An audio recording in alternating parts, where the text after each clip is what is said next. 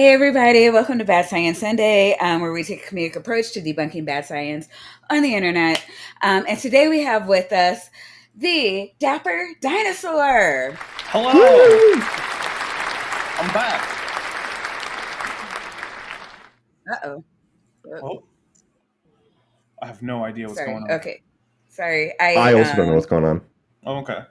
No, what do you call it? I thought I muted my tab, but apparently I didn't. Oh, And then I yeah. was like, oh, there's an echo. Okay, I'm not doing this. So I was like, all right, so Yep, I'm good. I hope you guys are good. No echoes on your side. None correct. here. All right, wonderful. So I do apologize for like my lighting. I'm in a new place. I'm trying to get everything together, but today's just not going to be that day. Dapper, you are looking very dapper. Thank you. For the people who may be getting reacquainted with you or haven't seen you in a while, I am positive everybody knows who you are. We should actually do the elevator pitch. Yeah, so I'm Dapper Dinosaur. I run a channel by the name Dapper Dinosaur, where I primarily do pseudoscience debunks with sort of the secret goal of helping people learn some science along the way. That's the actual idea behind the channel is supposed to be like, teaching people cool stuff about science. But the way that I hook people in is by using the sort of the idea of a debunk. Because people love it when you're not just saying science facts, but when you're saying this guy's an idiot and here's why. Yeah. Like that. Yeah. So yeah, I have 3 shows a week. I have a stream on Tuesday. I have a premiere that happens on Thursday, and then a stream that happens on Saturday. And every once in a while, I mix it up with an extra stream. Lately, I've actually been having like one special extra stream, like a month or so, which has been pretty cool. And That's then I good. also have a second channel, Top Hats Off, which is mostly TTRPG actual plays. We're currently in between seasons of Star Trek tabletop role playing game, Star Trek Adventures, and we are doing some Alien role playing game. And then when we're done with that, I believe that Maddie from Science Side Up, whom you might know, is going to be running her TTRPG that she created herself called Scots and Cats, in which you play as a Scottish person who is living in Scotland when all of the cats in the world decide to invade all at the same time. And so you have to, every single Scot has to kill at least 114 cats in order to defeat all the cats that are invading Scotland. Well, hold on. Can I play as a cat? No, you have to play as a Scot. Oh. Yeah. But you can get certain items that help, like bagpipes or haggis or like a kilt or something, and you can use those to help you just defeat the cats. Fun fact: haggis is illegal in the United States because True. lungs, things that are produced with animal lungs, are illegal. Hmm. So you either have to make fake haggis or you just can't get haggis. Okay.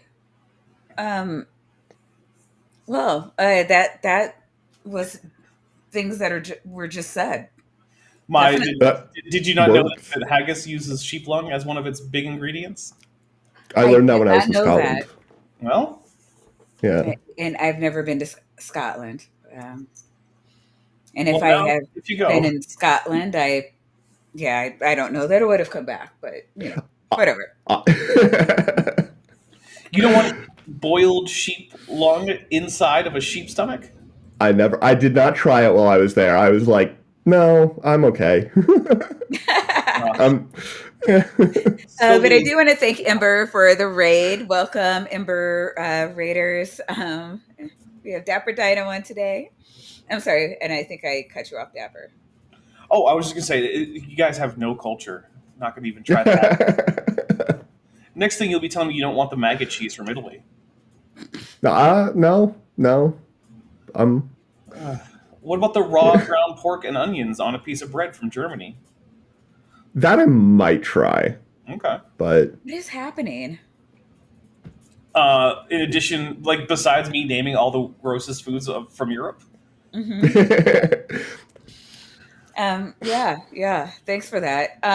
So yeah, we have obviously a creation video, which I mean it's a little weird. And so I was saying to Dapper earlier that I really thought it was just young Earth creationists that weren't um, that didn't that were science deniers, and then I came out here to the Midwest, not Midwest, Southwest. Southwest, yeah. And I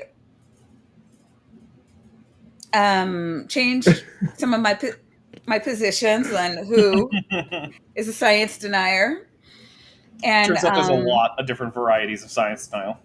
indeed, which is unfortunate. So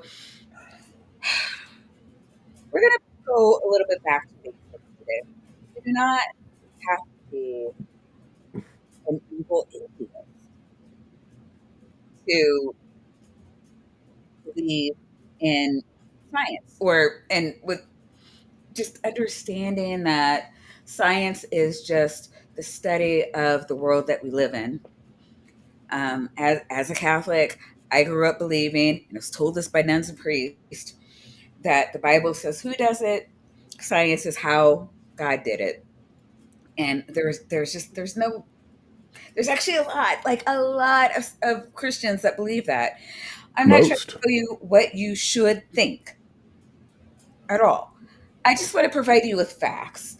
And like I was saying to one of my brothers this week, I love that people watch videos. I don't want to take that from anybody, but I don't think that there's a video you could watch that's going to give you everything you need to know on a topic. Videos are meant to entice you, to intrigue you, to make you want to look into more. If you're going to understand a topic, certainly to the point where you want to disregard the position, you're going to have to go a little bit further than the video. Gentlemen, do you disagree with that? No, I think that's generally the case, except for very basic things. Like, Yeah. if you want to figure out how to like fix your leaky faucet, yeah, sure, the YouTube tutorial is probably going to be do fine. But like, if you're like, oh, I want to have a deep understanding of like taxonomy or like astrophysics, then no, you're going to have to do something beyond Or even just economics. yeah. Yeah. If you want to understand why inflation is happening right now, someone giving you a quick rundown of like how the Federal Reserve works isn't really going to cut it. It's going to help, right? And you might even come away feeling like you know more, and you might be right about that. But yeah, you're going to need more than just a quick like, oh, hey, this is how the Federal Reserve helps control the monetary like policy of the United States. Oh, okay. We need more than that. I'm just saying. So let's see if this works. All right. So that being said, Dr. Tapioca Weasel, would you like to tell everybody what we have in store for them today? Yeah, so today we have a new channel I haven't seen. I don't even remember if I've seen this dude. He's a little blurry right now. He'll get less blurry, unfortunately. But the channel is the Starting Point Project. It's got a little bit. Yeah, there we go. Starting Point Project. The name of the video is Creation versus Evolution, The Case from Science. And this channel has 1.78 thousand subscribers, which for once doesn't make me want to like die. Yeah. You know? No, yeah, and that is finally where a channel should be for the amount of misinformation that it peddles. Exactly. And I was kind of surprised because I'm like, do you not have any friends at AIG? Yeah, apparently, but like their conversion is pretty good. I mean, this video is a year old. It's got 1.4 thousand views, which for 1.8 subs is, you know, that's actually a really good conversion rate. Yeah. Exactly. And your question that you raised, Maya, is excellent because if you look through the comments, most of these people are not on board with the video creator. Most of them. That. This person was also surprised. What did they say? They said, reading through the comments, it's refreshing that most of them reject this nonsense. Hey. Good job, everybody. We did it. Yeah. But it's there's a lot going on here. They start off with a lot of terrible physics stuff. And it's a long video. We're not going to be able to get to all of this. We might skip around. So yeah, but it's nuts. Yeah, I would agree. It is nuts. I did watch it. Although to be fair, I watched it on like ×3 speed because I wasn't going to take an extra hour out of my day to listen to this guy. I was going to take an extra 20 minutes. I love that 3 times speed is a thing. Also, shame on you, Dr. Kip Davis. This is the 3rd time that Dapper's been on. Yeah. And but yeah, no, I tell everybody there's a lot of things that we don't want to see, because a lot of it is just like listening for, is this a good video for the show? And then two, a lot of things you're just kind of passively like, yes, bullshit, that's some other bullshit. All right, this is a great video, but it's not like we're sitting there in the first like listen through, just like sitting down taking notes at No, zero point 0.5 speed. yeah, I've never taken notes. Yeah, I don't. Actually, even in a lot of college, I didn't really take a lot of notes. And then everyone's like, how are you gonna like learn the stuff?" I'm like, "I listened. I got it. I listened the one time, and now I understand what's happening. Why do I need to take notes?" Yeah, well, yeah. Oh, and yeah, and like it. So a lot of you may remember. I'm sorry, came over from Dapper Stream or know us from Dapper Stream. We don't do drinking games here because I'm a benevolent goddess and I wouldn't kill you that way. However, As far as I That way. know, I have yet to kill anyone who's played the Dapper Dinosaur drinking game. uh, no, yeah, that's we get a little crazier over here sometimes. Though this one's not. Well, it's really bad, but It's pretty bad. it's not for anybody who's heard you go Yeah, through. It's not like Hoven crazy. Yeah. So I think everybody should be fine. If they've ever sat through one of your streams, they should be fine with this one. But also, I don't recommend that you do this soberly. So if you have something to drink or if you have something to smoke, you may want to keep it handy. I have a tall, dark, and stormy here. Yeah, I nice. have a pink vodka. It's a, what do you call that? Not pink lemonade vodka something. It's like 20 proof. It's pretty bad. I have some White Claw Surge, which is like the White Claw, but it's like double alcohol.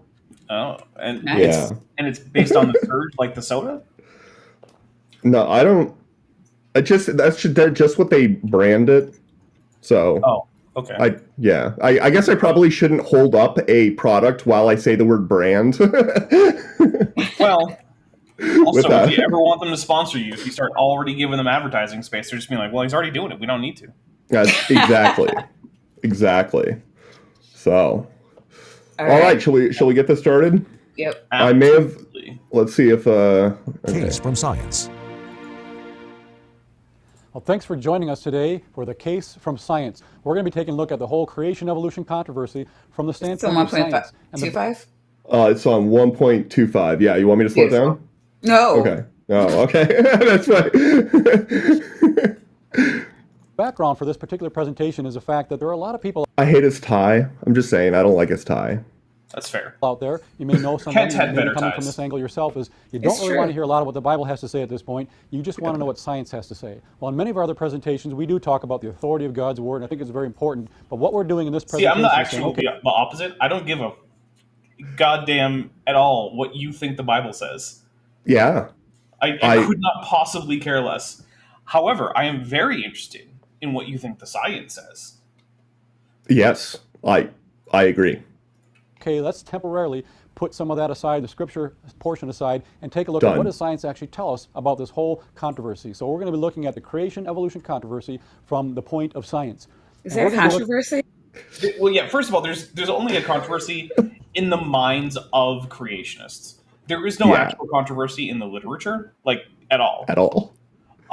So there's that, and then the other thing is, if you want to check on what the science says, what you do is you check the journals and see what the consensus position is, and that's what has convinced the largest number of people who do this for a living and who are experts on whatever the question is, that that is most likely the correct answer. And then that is what the science says. Now, you are allowed to disagree with that. But what the science says is that. And what the science says is that the universe is, like, what is it? What's the current best estimate? Like 14.8 billion? 13.8. 13.8? Okay. The Earth is about 4.5 billion years old. Life evolved about 3.5-ish billion years ago. and that all cellular life has a common cellular ancestor that lived more recently ago than that, but still a very, very long time ago. Yep. Looking at three major areas in this particular talk. We're going to be looking at the origin of the universe, origin of life, and origin of species from a scientific standpoint. That's a lot. Yep. It's a Most of big which thing. isn't actually what people think of when they say evolution. And like, look, you can come up and like, well, I think this is all included in like this overarching secular theory of whatever. Okay, sure, whatever.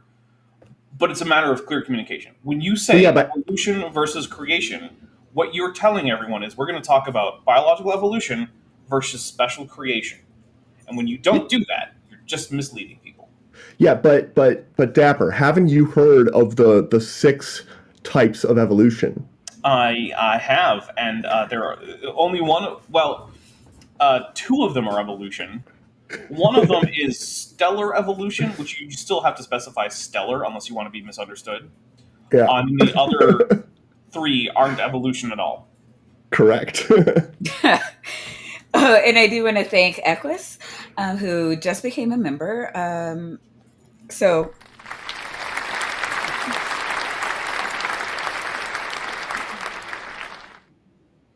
please enjoy your tapu weasels, your nuddies, and vaginas.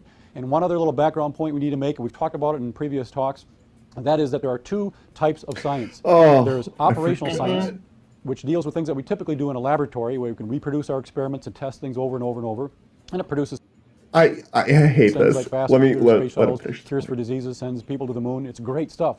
That's not really where the controversy lies as far as creationists and evolutionists are concerned. But the other type of science is called historical science.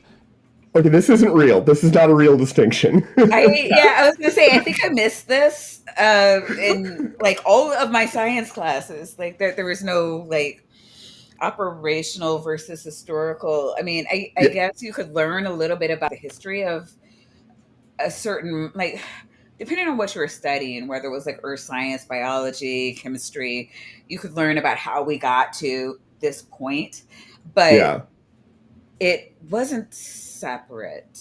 There may be technical terms that sort of align vaguely with the concept that are legitimate, but the presentation here that there is normal good science and then historical science is that's completely incorrect framing.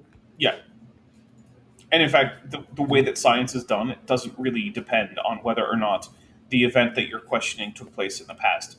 Because one of the fundamental aspects of science is the idea that it doesn't matter if you're making conclusions about the past or the future, because the whole point of science is that nature is reliable in terms of how it operates.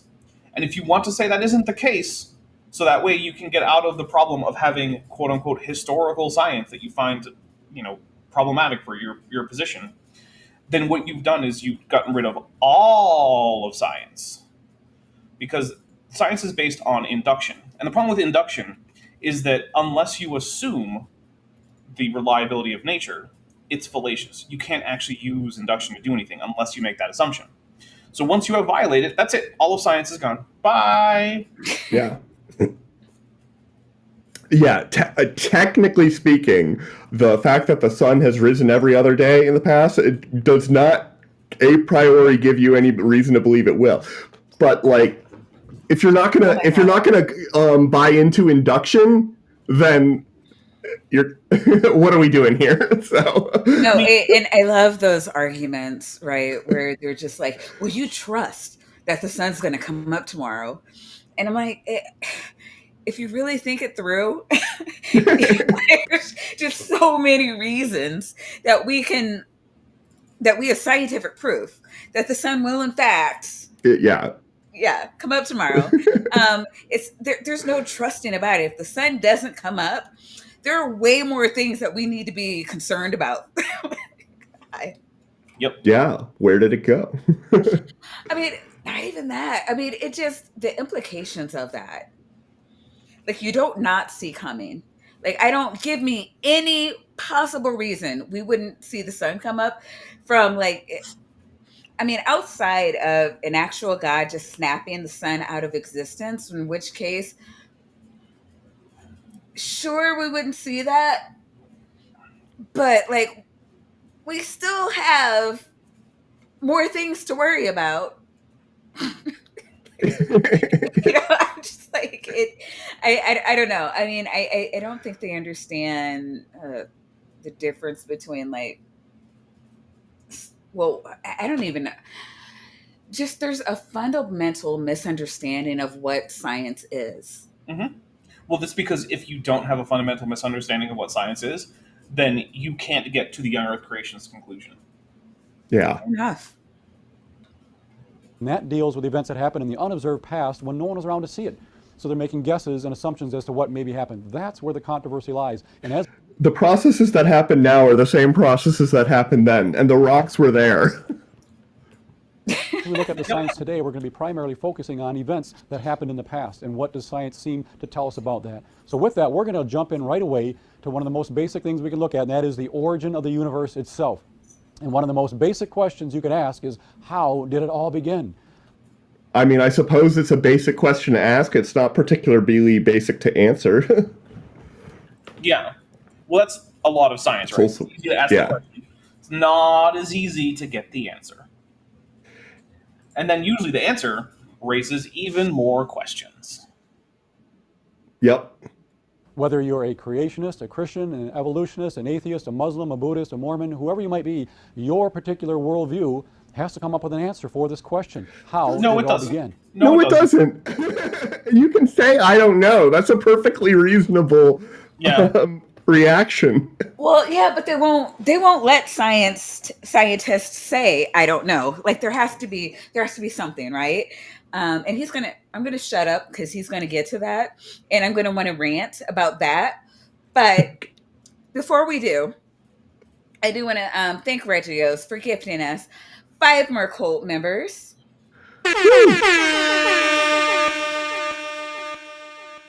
And those went to KW, Ryan Donovan, Jefferson Spatchcock, friend of the show, Mr. Shadow Kitty, right-handed Smith. Oh, and right-handed Seth. So, welcome back. I believe everybody there has already had a membership. So, all cultists, please continue to enjoy your Tapu Weasels, your Nitties, and Vaginas, and special thanks to Regios, you absolute angel. I personally think that Christianity is the only worldview that really answers this question well. Shocker. Now, you've probably heard of the Big Bang, most people have, and you probably think, well, yeah, that's the explanation for the origin of the universe. And you're probably thinking it was this huge explosion in the past that threw. Are you guys thinking that? No, because the Big Bang is not the origin of the universe. It is the origin of the current expansion of the bubble of space-time, which we tend to call the universe. But there's no particular reason to say it's the origin of the universe in the first place. Yeah. There is a reason. There is a reason. Oh. You can't properly straw man the scientific position the way he is about to unless you first make that statement. Oh, I forgot. Yeah, we got to go with the why is he saying these things, not why would a normal person say these things. Atheists worship science, and science is Satan, and Satan believes that the universe came from nothing. Even though, wouldn't Satan have been around for the creation of the universe? Unclear. Okay. Threw stuff out into space and it created our entire universe. Also, it was not an explosion that threw stuff out into space. An explosion... That implies that the space was already there, and you had like a localized thing, and then like empty stuff, and then the stuff expanded through pre-existent space into empty stuff. It's not. It is the actual expansion of space itself, which happen to have a bunch of stuff in it. But it's not an explosion. Like the Big Bang happened everywhere locally also. So now if you're thinking that, you're in pretty good company because a lot of people think that, including a lot of scientists. But you'd also be wrong because that's not exactly what the Big Bang is. Well, that is true. Look, I'm sure that there are in fact a lot of scientists who aren't like cosmologists or whatever who are wrong about what the Big Bang is because it's not in their field. So you know what? Yeah. He's not technically wrong. There are a lot of scientists who think that Big Bang was an explosion. Those scientists are wrong, and they're clearly not cosmologists. Right. Yeah. The scientists who study the Big Bang supposedly actually tell us what it is that in the past, everything in the entire known universe was squished down into a tiny little speck about the size of a period on a page, maybe as small as an electron. Everything in that small space.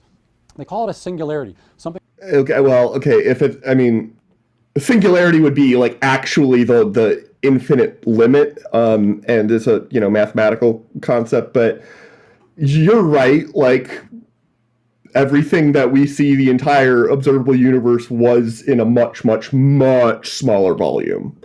I mean, So I guess it's not like we like whipped out a tape measure and was like, "Yep, that's an infant." Like, my understanding of the singularity is like it's the point at which the math broke down. So I don't know how you get. yeah.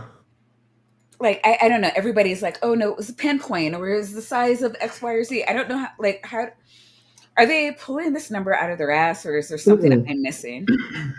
They're not pulling that number out of their ass.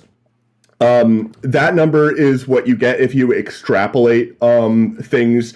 If you extrapolate basically like the size of the known universe back until everything breaks down, you'll get some size, and that size is, on that order. I mean, what he just described is actually a huge range of sizes. A period is vastly larger than an electron. Yeah. So we're already talking about getting sloppy with many orders of magnitude. And when you're talking about the early parts of the Big Bang, that necessarily eventually happens. Like we don't know exactly exactly how things worked. All of physics, the laws of physics that were at play, like fundamentally reduced down to the same laws that we have today, but they're operating at such higher energy scales that the fundamental phenomenology is really quite different. We live in a low energy universe compared to the very, very, very early universe. Okay. Thing doesn't play well with the known laws of physics. And then it was also just stuck. It was a thermodynamic dead end, meaning this is so now he's implying that there was some sort of equilibrium state that was existing through time that then transitioned into the Big Bang, and that is not the consensus view. There are models, Vandy, I think. Vandy, what do you do for a living? I'm a physicist. I'm not an astrophysicist, Kip. Kip, I see you in the chat. I'm not an astrophysicist. I'm an atomic physicist. But yeah, So you would be able to tell us the consensus view. I can certainly tell you more about it than this guy. So the consensus view as to like what happened before is it's not clear if what's before has any meaning. I think most cosmologists tend to think that like time as we know it had a starting point. It's like asking what's south of the South Pole. Right. So what is time before time? Like that's a meaningless question. Exactly. There are theories out there that do speculate other things like sure. Expanding and then collapsing, bouncing universes. But those are hypotheses. Hypotheses. Thank you. Yeah. They're not a scientific consensus. They're just right. Yeah. And most of those, like you come up with a theory in order to explain, you come up with a hypothetical explanation for dark matter, and it involves a new type of quantum field, and that type of quantum field. Also, then you have to account how would it interact cosmologically, and it can give consequences. That doesn't mean you're right. Maybe somebody has what is in 100 years going to be the vast consensus view, because 100 years ago the Big Bang was very new, if it existed at all. Do you remember when it when Lemaitre or whatever. I think it was. It might have been 100 years ago because it was early 20th century. Yeah, but it was around then. I mean, Hubble did his sort of groundbreaking stuff in basically 100 years ago. I want to say 1927. It probably would have been closer to 90 or 80 years ago for the Big Bang then. Yeah, I can't remember though, because I don't actually know if the dude who came up with it or gets most of the credit. I don't know if he may have had the idea before Hubble even did it. So, which good guess at the time. It couldn't go anywhere. It was kind of going to stay there forever. But they tell us the Big Bang is the event that got it unstuck.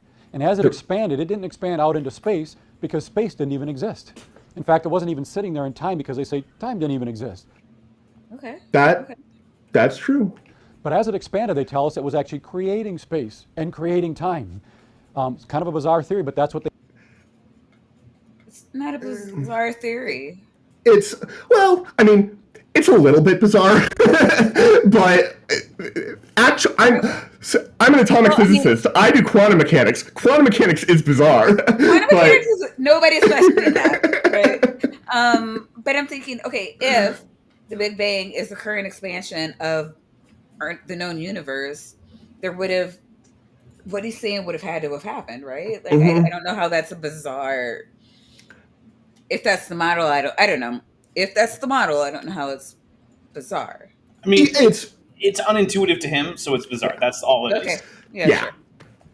And like terms like bizarre do not, in my experience, have a well-defined scientific meaning. So like you can. It's weird. But like if you're following along, I mean, I think a lot of things are weird, right? Like, any fantasy novels, like, okay, well, in this universe it's weird, in that universe it makes sense. And so like if you're, I don't know, when I think of weird, when people say things are like weird or bizarre, like it's like outside of the realm of normal, and which is why I don't know, like I'm beating this dead horse, but it's trying to explain what I'm thinking, where I'm coming from here. Yeah, I get it. They believe it is. So the Big Bang really doesn't explain the origin of the universe. It just says if you did have something to begin with, the Big Bang is just an event that got it unstuck. It's really not a... There was no thing that was existing that became unstuck. That is why are you like this, Kip? This is... Well, I mean, it could be worse. It could be worse. They could be calling you a cunning linguist, which I hear is really bad. Really? I don't know. It sounds pretty all right to me. Yeah, I feel like there are at least some people who are into that. Yeah. Hey, Jillian and I are thinking that maybe somebody should have a totes a linguist tote bags. Maybe a cunning linguist tote bag for merch. Do it. I don't have merch, so it totally could not be me. I mean, I'm not a linguist, so it couldn't be me. Yeah, but we're definitely talking about you. So, What? yeah. Why would you be talking about me? I'm not a linguist. Oh, we talk about you a lot. Oh. We actually do. I'm flattered, I think. Either that or I'm horrified. I'm not sure. You probably should be horrified, but also flattered in What a kid always horrifying does. way. Yeah. It's how we do it here. We'll look at this in just a little bit of detail here. Here's an interesting quote from Popular Science magazine. It said, Popular Science is I remember he quoted a science magazine. I didn't remember that it was Popular Science. Like, what else would it be? A Scientific American would have been better, in my opinion. I'm surprised it wasn't Creationist Today. Okay. Yeah. Yeah, that's a good point. That's fair. that in the beginning there was nothing. Then with a big bang, an almost infinitely small, hot and dense universe exploded into existence. Hey, buddy. Hey, remember how you just earlier said that you knew that was an incorrect understanding? Yep. Why are you repeating the thing that you just told us you knew was wrong? Because he's trying to show the hypocrisy of the religion of science. The hate Big this Bang, guy. an almost infinitely Yeah. small, hot and dense universe, exploded into existence. Now, when I read that, I was on an airplane at the time. I remember I read. Oh boy. Do you guys think this story happened? I think it's possible, even plausible, that It's he was plausible. on an airplane when he first read this. But I am going to go under the assumption that his reaction that he's about to recount to us is, shall we say, going to be exaggerated for effect. That's what Yeah. It feels like the trope of creationist tells a story about something that happened on an airplane that definitely didn't happen. And it's weird because that the trope of story that didn't happen, common trope, but the number of times it's on an airplane is also like weird. Yeah. Or you know, I had this conversation with an atheist. With an atheist professor.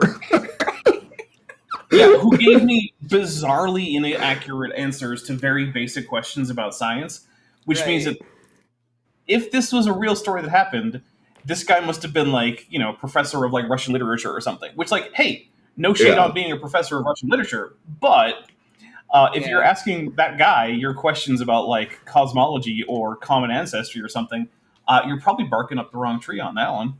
Yep. Yeah, and to everybody who may be having these conversations with family and friends, I want you to get really comfortable with asking not saying not making the statement, but asking the question. If I don't know, does that mean it's not true?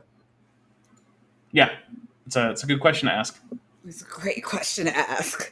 It turns Do out not, the answer is no, it doesn't. they don't like answering that question. Yeah, Yeah. I don't blame them because it generally shows how dumb they're being. Universe exploded into existence. Now, when I read that, I was on an airplane at the time. I remember I read it and I thought, I had a question for them. And you might have the same question. If there was truly nothing to begin with, what exploded? Good question. Well, there They're the ones wasn't who told nothing. us there was. There wasn't. Yeah. I mean, No. you found a dumb line in Popular Science magazine. Yeah, good job. Someone who isn't a scientist wrote a story and got something about the science wrong, and now for some reason you think that's a gotcha. That's Yeah. not how anything works. Look, Yeah. man, I could find all sorts of really dumb stuff about the Bible that this guy would know is wrong, and I could find it in all sorts of popular level publications. Would he Yep. accept me presenting that dumb statement about the Bible as accurate? Probably not, nor should he. He shouldn't. And yet, here we are, him doing the exact same thing to science. Yeah. Yeah. And so, really quick, I've been trying to find this one from Jedi, and I have no idea where it is in here. Oh, wait, and I just found it as I was saying that. So, Left-Handed Jedi celebrates 19 months of a membership, and that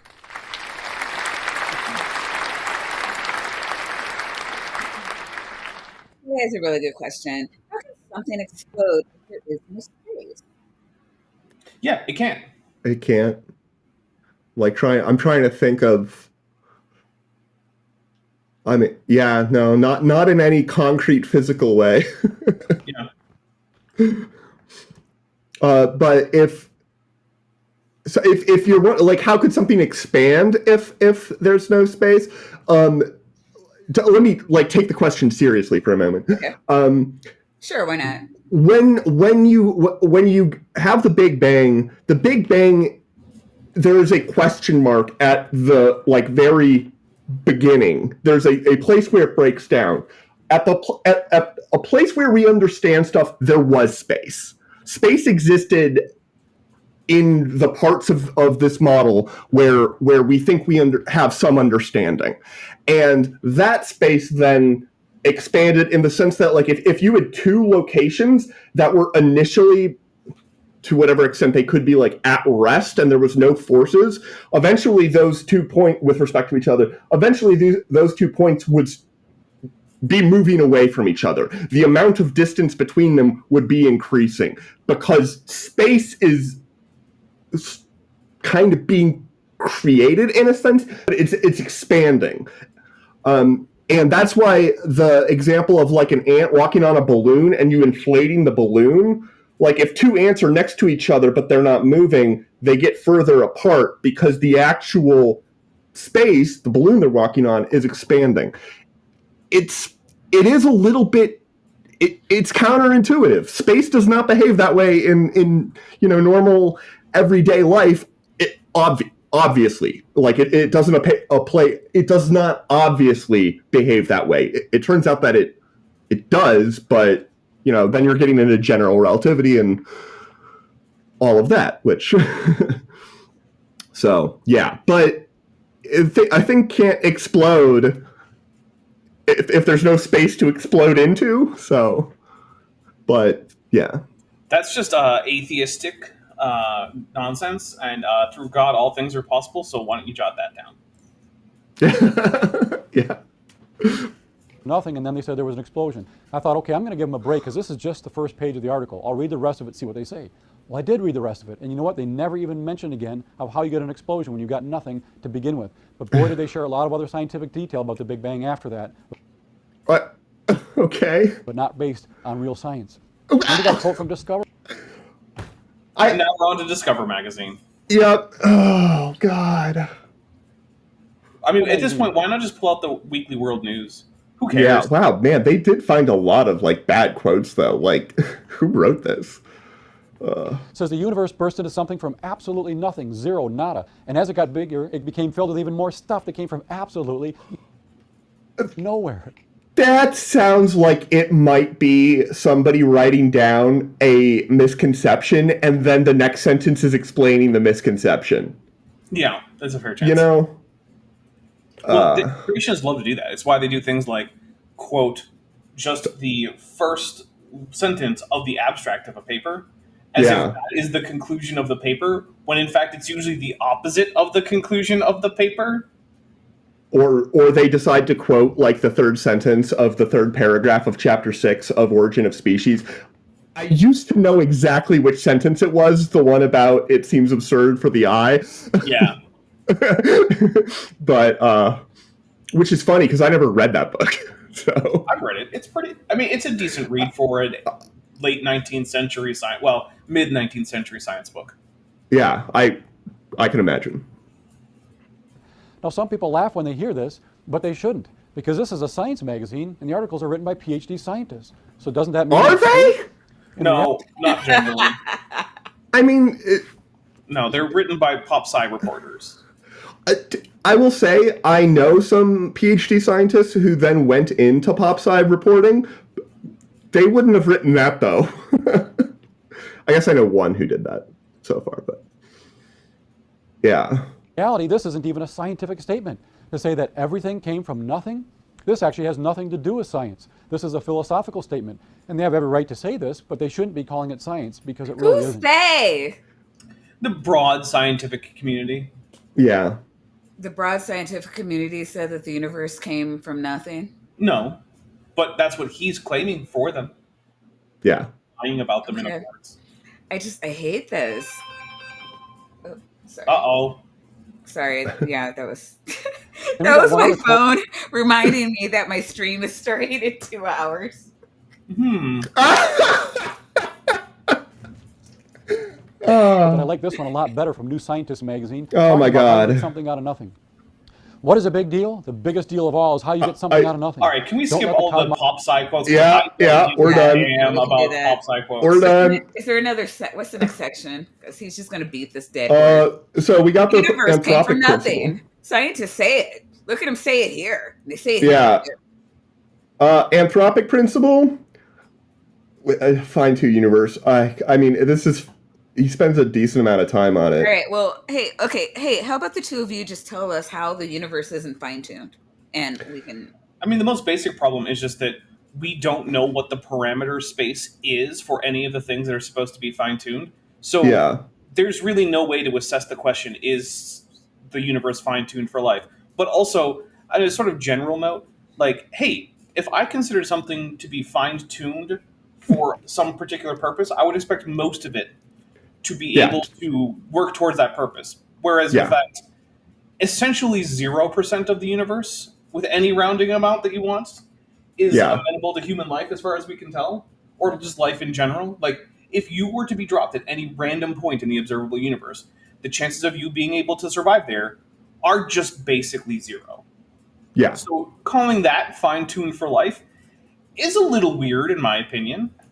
But here's the other thing: even if it is fine-tuned for life, that doesn't change anything that we know about the age of the universe, or about evolution, or common ancestry, or any of these things, right? If we could say with 100% confidence that the values of the various constants of the universe that allow for life to exist are the direct result of a benevolent creator God who wanted humans to exist or life to exist broadly, okay, now what? Yeah. That doesn't change any of our other conclusions about anything in science, because science currently doesn't know how those parameters got to be where they are, or what the possibilities for their values could even have been. So if you want to say it was God, you can't. There's nothing in science that can say, well, no, it wasn't. All we can say is like, well, we don't have positive evidence for that from science. Hmm. But okay, maybe. I guess. I don't know. Yeah. I want to see what he says just about the gravitational constant here. Let's take a look at. The gravitational constant has to do with the force of gravity. Here's a formula Shocker. that shows the force of gravity between two objects, like the Earth and the Moon. The capital G is that gravitational constant. The number at the bottom is its value. Now I have a picture of the sun up there. It's just a reminder for me to tell a story that I usually share. When I was in college studying for my degree in physics, that's my background, physics. I and don't care engineering, about your I was story. calculating things all the time, over and over and over. And then I Oh, graduated. I remember the and I story. really didn't have to calculate things anymore much.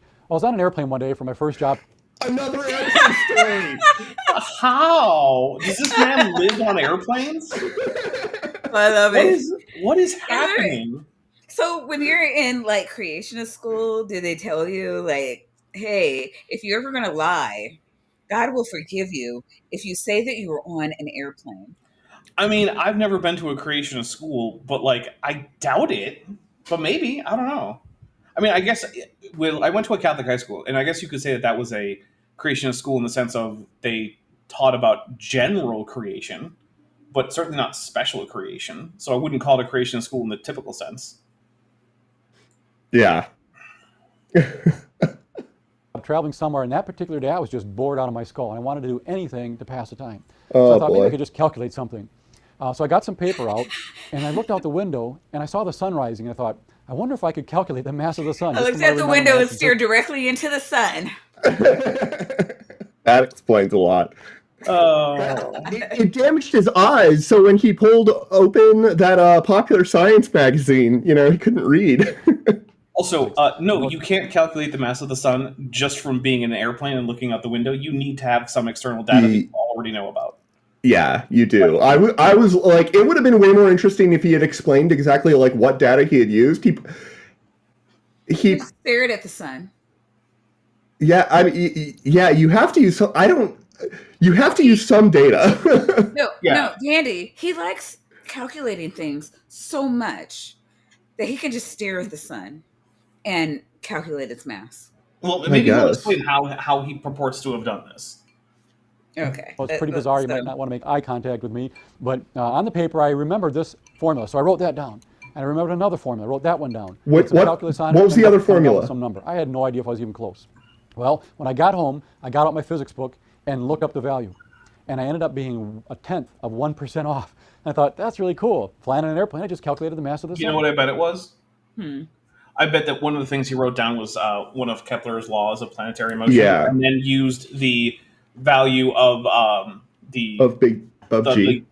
well, he probably used like the duration of the Earth's orbit to figure out the mass of whatever central body it would be orbiting. Yeah. And in that case, you don't even really need to care that much. You can like, but again, that's not using the data available to you just from being in the plane and looking at the sun. That's you Yeah. being inspired by seeing the sun to do a calculation using information that you have prior knowledge of, which, that's fair. Wait, But that's he not did say how- he wrote down a few formulas. He didn't say that he like derived those formulas just based on looking at the sun. It's But just a weird way to frame what he did, which is just use Yeah. some prior knowledge to figure out the mass of the sun in a reasonable way. But like, it doesn't have anything to do with him being on the plane, other than that that's purportedly where it happened that he did this. Which, like, yeah, okay. I mean, which is great, but like, oh my God. I wish he kind of would have walked through that process because, again, talking to people who don't really understand science, it really makes him sound like he's saying, oh, all I did was look at the world and I figured out that, I looked at the trees and I, figured out, I don't know, the Fibonacci sequence or whatever the fuck. Um, it's important to know that, like, school and science and, this is where you get valuable information to be able to calculate the things around you. Yeah. Um, I sorry, go ahead. I was just gonna say once when I was like walking to work, I had like sort of a similar kind of like I'm bored, I'm gonna like think about this thing, and I used the my previous knowledge about the size of the Earth and what atmospheric pressure was, just to like in my head calculate roughly the mass of the atmosphere, and I got within like 5% or something, which I was pretty happy about. Oh, that's pretty cool. And it's like on the order of like 4.5 quadrillion, whatever the unit is. I probably did it in pounds because I'm a broken American scientist. Ew. Gross. Yeah. It might have been, yeah, I don't know. Kilograms or newtons? It was probably, I don't remember. So for $5, Jester says, I feel like this guy is just admitting he's never had a Big Bang, and he's super jealous of the universe. Cope harder, boy. Jedi. Pew pew. Yep. Thank you, Jedi. That this stuff works. It's good science. We don't debate that. Creationists don't reject science. In fact, almost every major area of science we have today was founded by a Bible-believing Christian. This is good stuff. But the bigger question for our talk here is, why is this gravitational constant that particular value and not something else?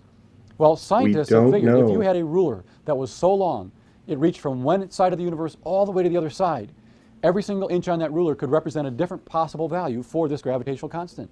Hold on. Could it? It represents a value that you could plug into the formula.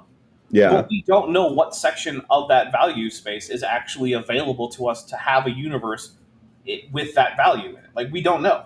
It might be there are that we can't vary at all, and there's something more fundamental than G that determines what G is, and that we don't at all. We don't know. We don't know. We don't know. We have no reason to believe that it couldn't have been different, but we don't have any reason to believe that it could have been different. From sort of quantum mechanics and how various things work out, I think it seems more natural to most physicists that it probably could have been different. But then you get into an actual anthropic argument, which is like, if it was different, we wouldn't be here to see it, and like maybe it is different in other regions of the cosmos. Like, as far as we can tell, the universe is like isotropic at its largest scale. But if you were to go way, way, way larger than that, we have literally no evidence, even in principle. Literally none. So it could have been anywhere. If there was a Big Bang, the value could have ended up just about anywhere. Well, let's put an arrow here. Let's say that's where it is today. Now, we could move this arrow halfway across the universe and see how that affects us. We're not going to do that. We're going to move this arrow just 1 inch. Dude, what are you talking about? What we find out is moving it 1 inch. I don't think anywhere near the size of people would be instantly crushed. That's not true. I mean, it depends on what scale we're using. I guess it depends on what scale we're using, but maybe 1 inch represents like 13 orders of magnitude of increase in the gravitational constant, because we didn't get a scale. That's true. Which means on the one hand we can't say nuh-uh, but on the other hand, what it means is that he's not being specific enough for this to even be a claim that can be assessed in the first place. He's basically not making a claim. He's like, if you move the gravitational constant enough, then it would crush everything. Which, like, yeah, that's trivially true, but, like, who cares? What evidence do you have that it could even go to that value? None. Yeah. Which is the big problem with most of these arguments, is we don't know that there is a variation, or if there is, how big it could possibly be, or how many regions of space-time there are that have different values. So, like, none of this is helpful. Until we have a lot more information, this is just like, hey, isn't it neat that we exist in a universe that's capable of supporting observers? Which, like, not particularly. No. Yeah. If it weren't capable of supporting observers, we wouldn't be observing it. Yep. Insects would have to have very thick legs to support themselves, and creatures much bigger than that, they couldn't even survive. That's from adjusting this Okay. constant a tiny, tiny bit. So did we get lucky? There was a big bang and it turned out to be right where it needed to be? Maybe. To me, that would be evidence that it was Maybe. designed to be that way. Or Well, look at just good, one. good for you. Do you know what would have happened? Like, maybe a life would have evolved in a totally different way. Like, maybe just everything would be different, but there would still be stuff. One other example here has to do with the cosmological constant. That's related to the Oh, energy boy. density of empty space. You can forget about that. It's not that important. This is just another one of those constants in Well- physics that is very precise. It's got So to be right where here's it is. another thing about these anthropic principle arguments. This one in particular is one of them.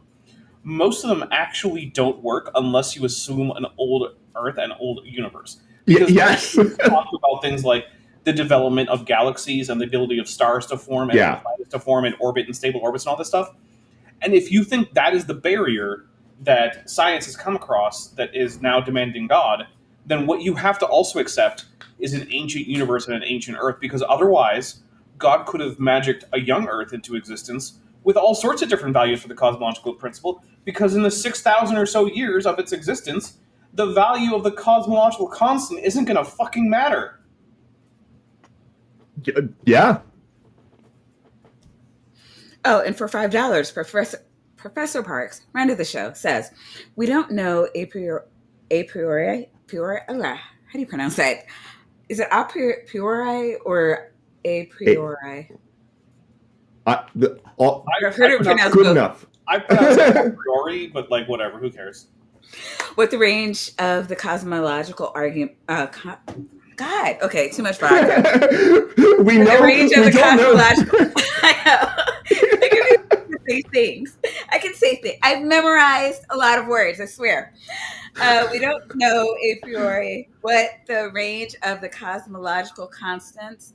This argument is more tired than we see too far.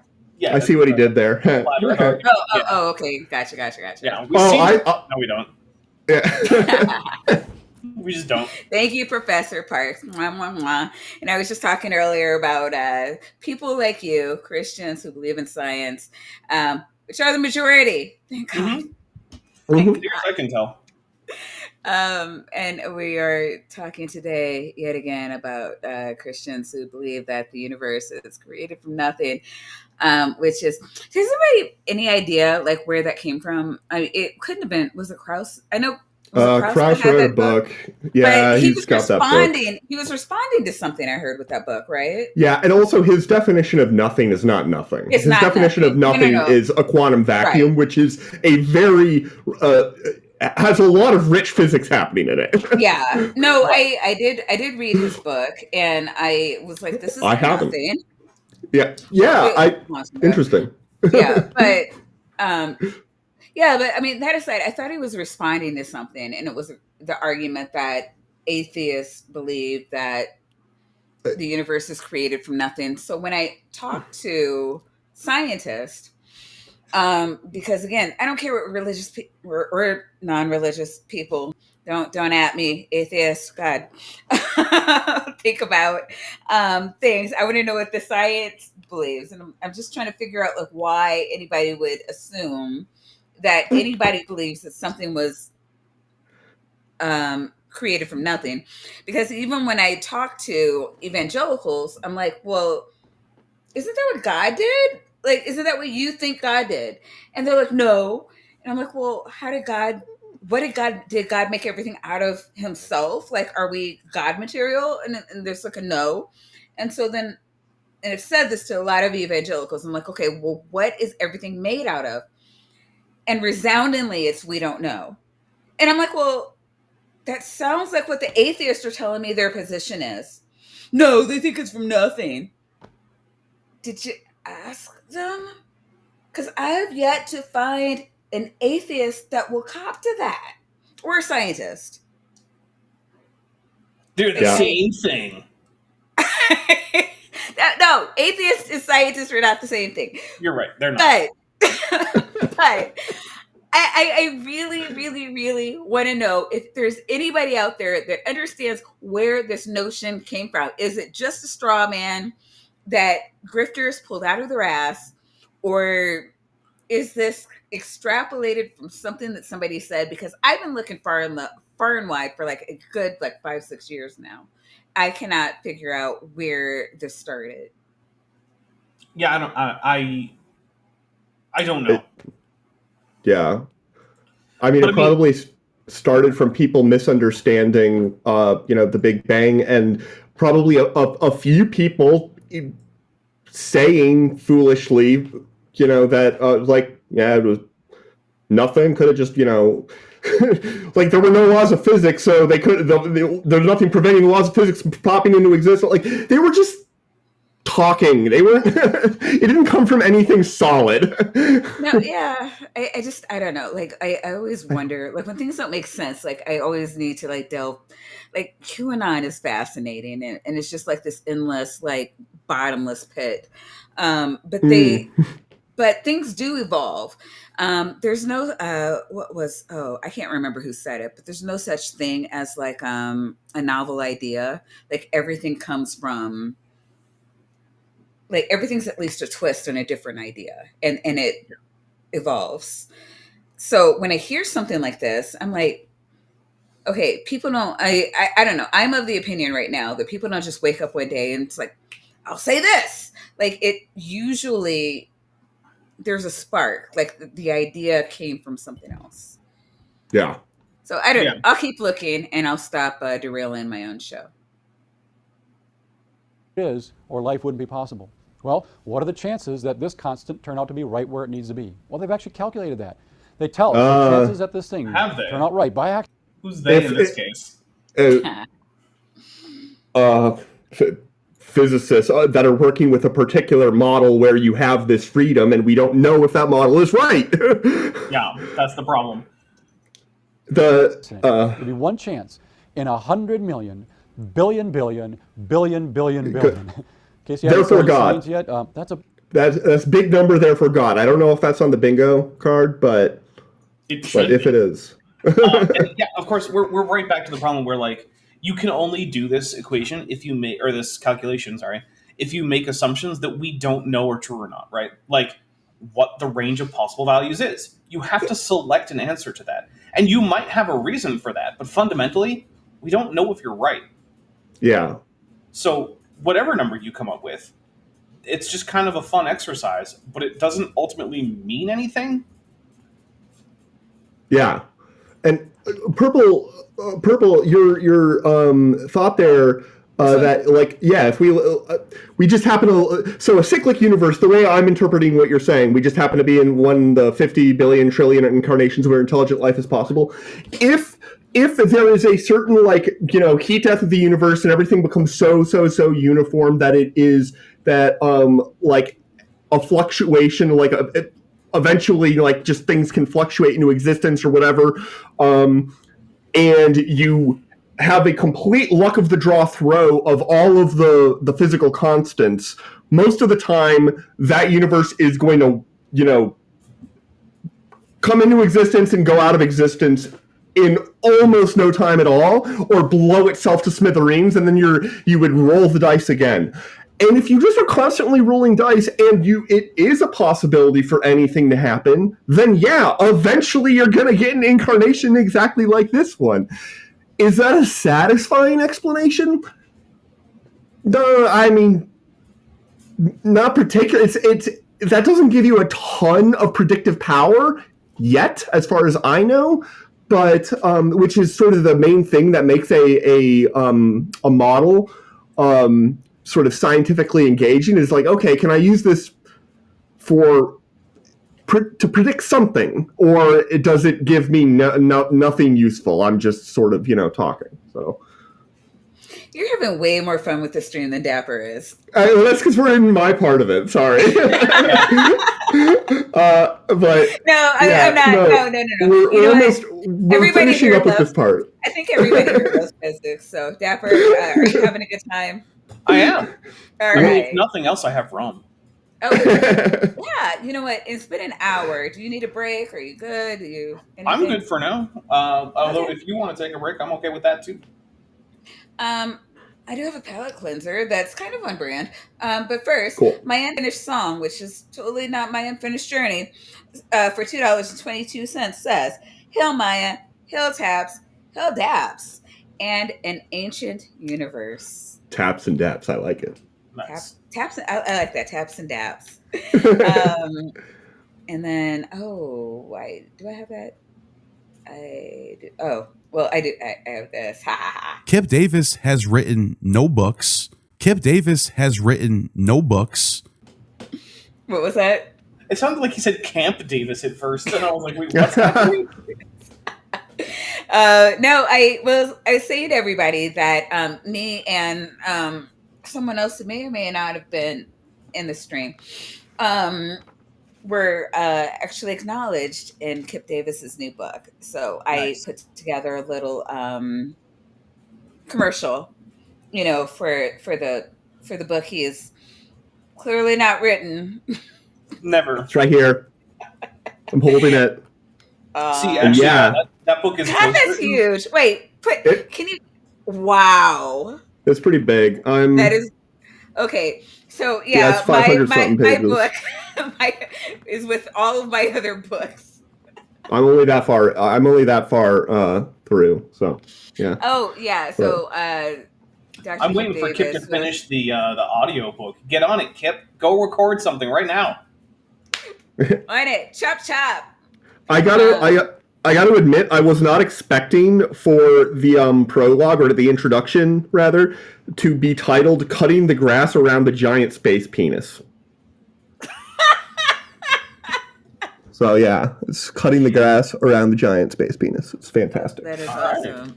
Yeah. So yeah, Vandy's been very busily reminding Dr. Davis of all his typos. I have been. It's been great. I've only found one actual typo. That wasn't in a figure. And then the rest was like, did you just yada yada yada over what was You that? yada yada yada over the sea peoples. I want to learn more about the sea peoples. Then it will be a 700-page book, Vandy. Yeah. It's really Alright, great so- having the author be somebody that you can bug on Discord. Do appreciate that. So yeah, we have a half a minute. What do you call it? Okay, I call it a palate cleanser, but I have it in good authority that Dapper. You're very familiar with Dr. Kenthoven. Yeah, I have looked at his claims a time or two in my life. You actually, what do you call it? Debated God, him. Debated, yeah. Yeah. And you got him to admit something. Yeah, I got him to admit that he doesn't know what the heck a dinosaur is in the first place. He's Which talking to one. Oh my Yeah, God. well, I mean, it was very frustrating because I was going over reasons why birds are dinosaurs by starting with what is a dinosaur. Because, Mhm. like, this is just Yeah. basic logic, right? If you want to say, like, X is a group that is a subset of Y, the first thing you do is define Y in as rigorous a way as possible. And then Yeah. you check to see, does the subgroup X meet the definition for Y? Or does it not? Right? That's how you answer the question of, like, is a duck a bird? Well, first you say, well, what's a bird? Okay, so it has these features. Does the duck have them? Yes, so it's a bird. Is a grasshopper a bird? Has wings? I don't know, maybe. So then you check and you're like, okay, well, no, it doesn't actually have all the, defining features of a bird. So no, a grasshopper, not a bird. So I'm going through that with dinosaurs, giving defining characteristics of dinosaurs, showing why birds meet them and whatnot. And Kent doesn't even seem to understand what I'm doing. So yeah, I asked him how he would detect whether or not, say, a skeleton that he found in the ground was a dinosaur. And his response was just like, well, I guess I never I really don't thought know. about that. I would have to go look that up. It's like, okay, so you just don't know what a dinosaur is then. Because those are the Dr. same. Dino. Not knowing how to recognize a dinosaur is the same thing as not knowing what a dinosaur is, right? Because think about it in other areas of your life, right? If someone was like, hey, is that a cheesecake? and you said, I don't know how to tell if anything's a cheesecake. That's the same thing as you not knowing what a cheesecake is. Well, that, which is fine, because who hasn't had the joy of discovering cheesecake? Right. Um, But it's not but we fine if didn't. you've been calling yourself the Cheesecake Chef Right. and telling everyone else that they're wrong about cheesecakes. Then it becomes a problem. Yeah, a little bit. Yeah. So yes, Dr. Kit Hovind made a song for us, and we Oh, were no. really excited about that. Yeah.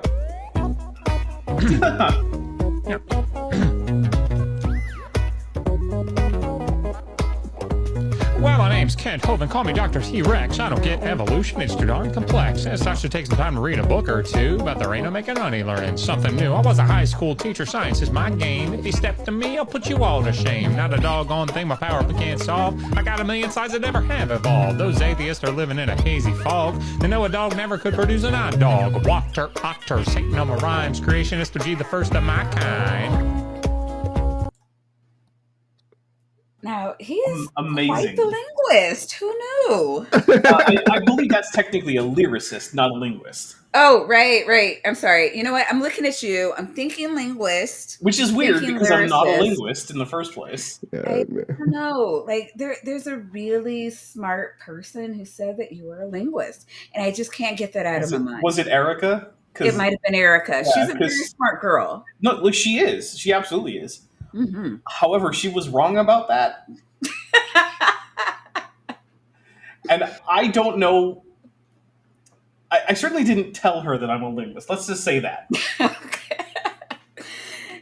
Okay. Fair enough. All right. So you're good. You do not need another drink. Not currently. Okay. All right. Well, we're getting into your Oh, we're gonna find Your out about the domain. origin of life. Or are we going to Yeah. find out about the origin of IF? Yeah. Why is the F? Oh, because it's still spinning. because it's paused and it's Yeah, there we spinning. go. So Okay. there we go. There are two things that evolutionists don't like to talk about a whole lot. Number one, What are the two things? Let's guess. Well, one of them is Um, obviously abiogenesis. Obviously. The other one, Oh, I don't know. sin. Is it sin?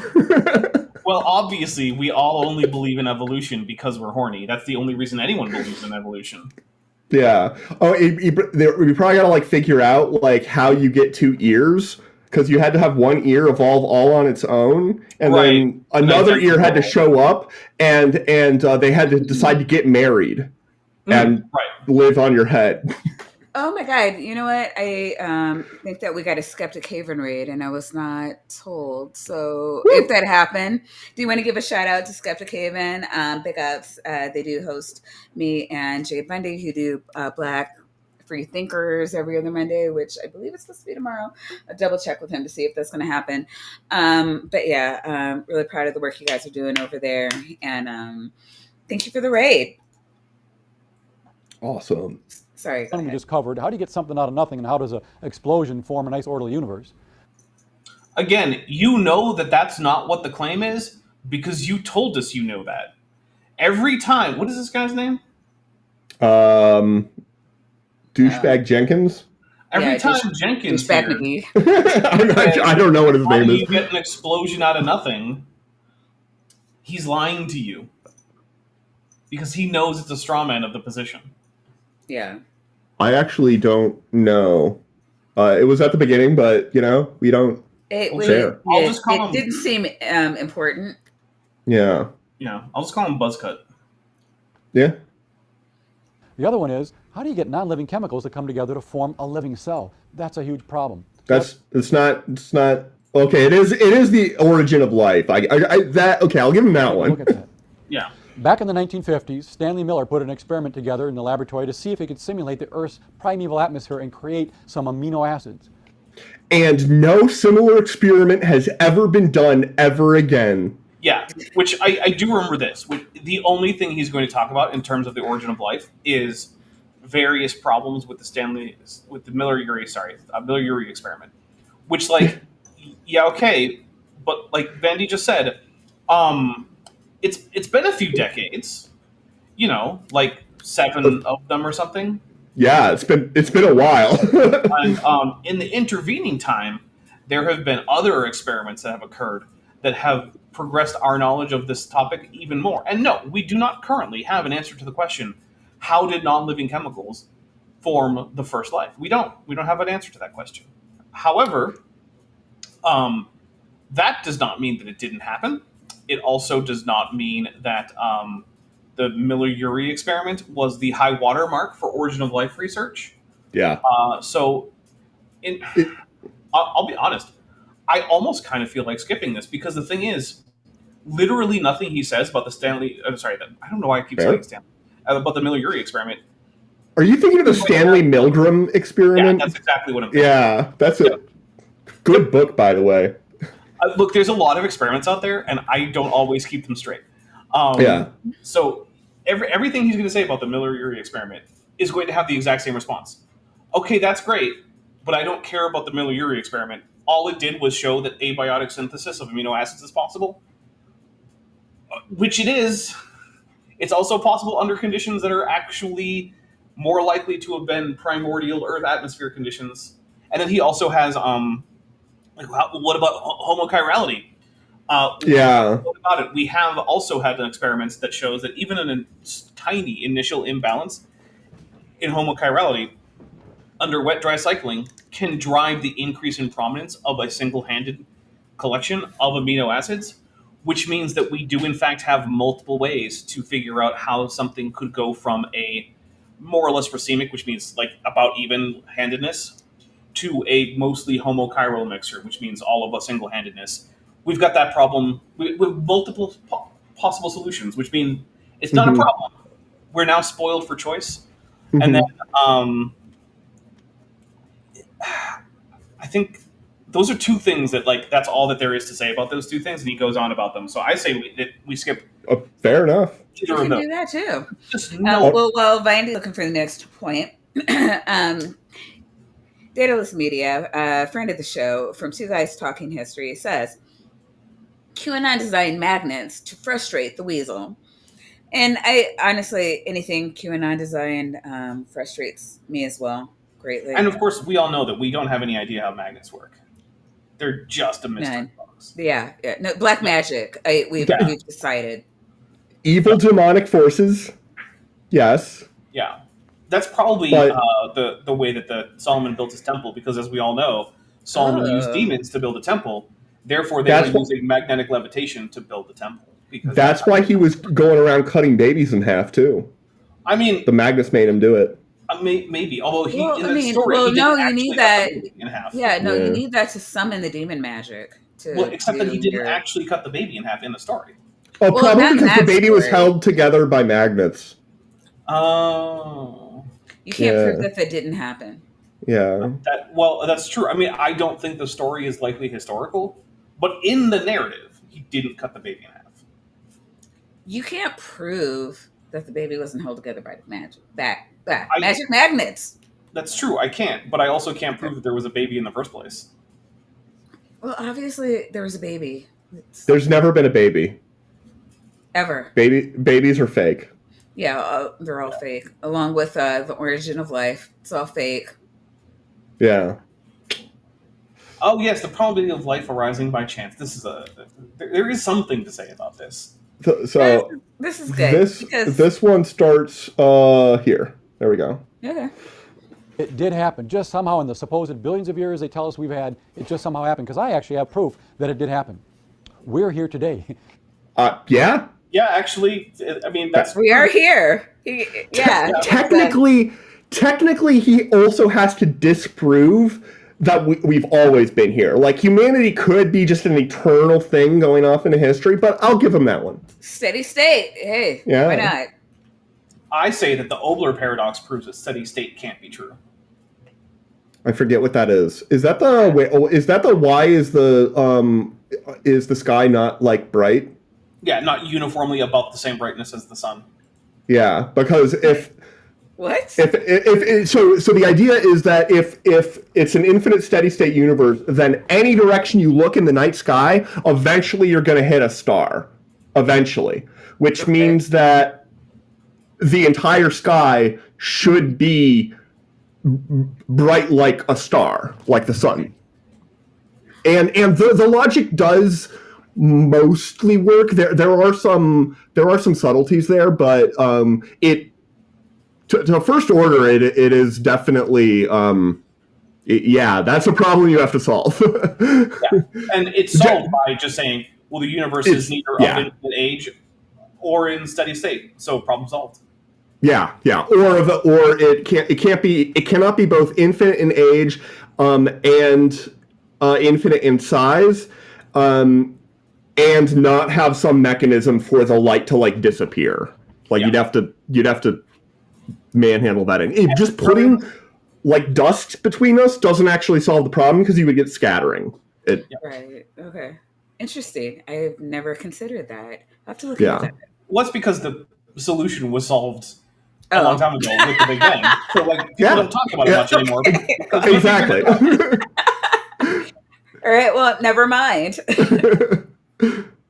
If we weren't here today, obviously this didn't happen. In fact, if this didn't happen, we wouldn't be here today. That's what many evolutionists believe. Well, it must have happened because we're here today to talk about it. Well, what are those chances? Well, let's take a look at that. Oh boy. We can take a look at some big numbers first. 1 million.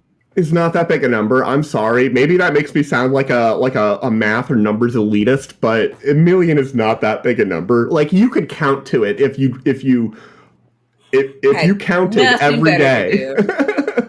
Yeah, if you're counting by integers, but what if I want to count by 1 billions? Okay, yeah. Fair. Whether a number is big is entirely a matter of scale. 1 million is a small number of grains of sand to have, but it's a really big number of people to have killed.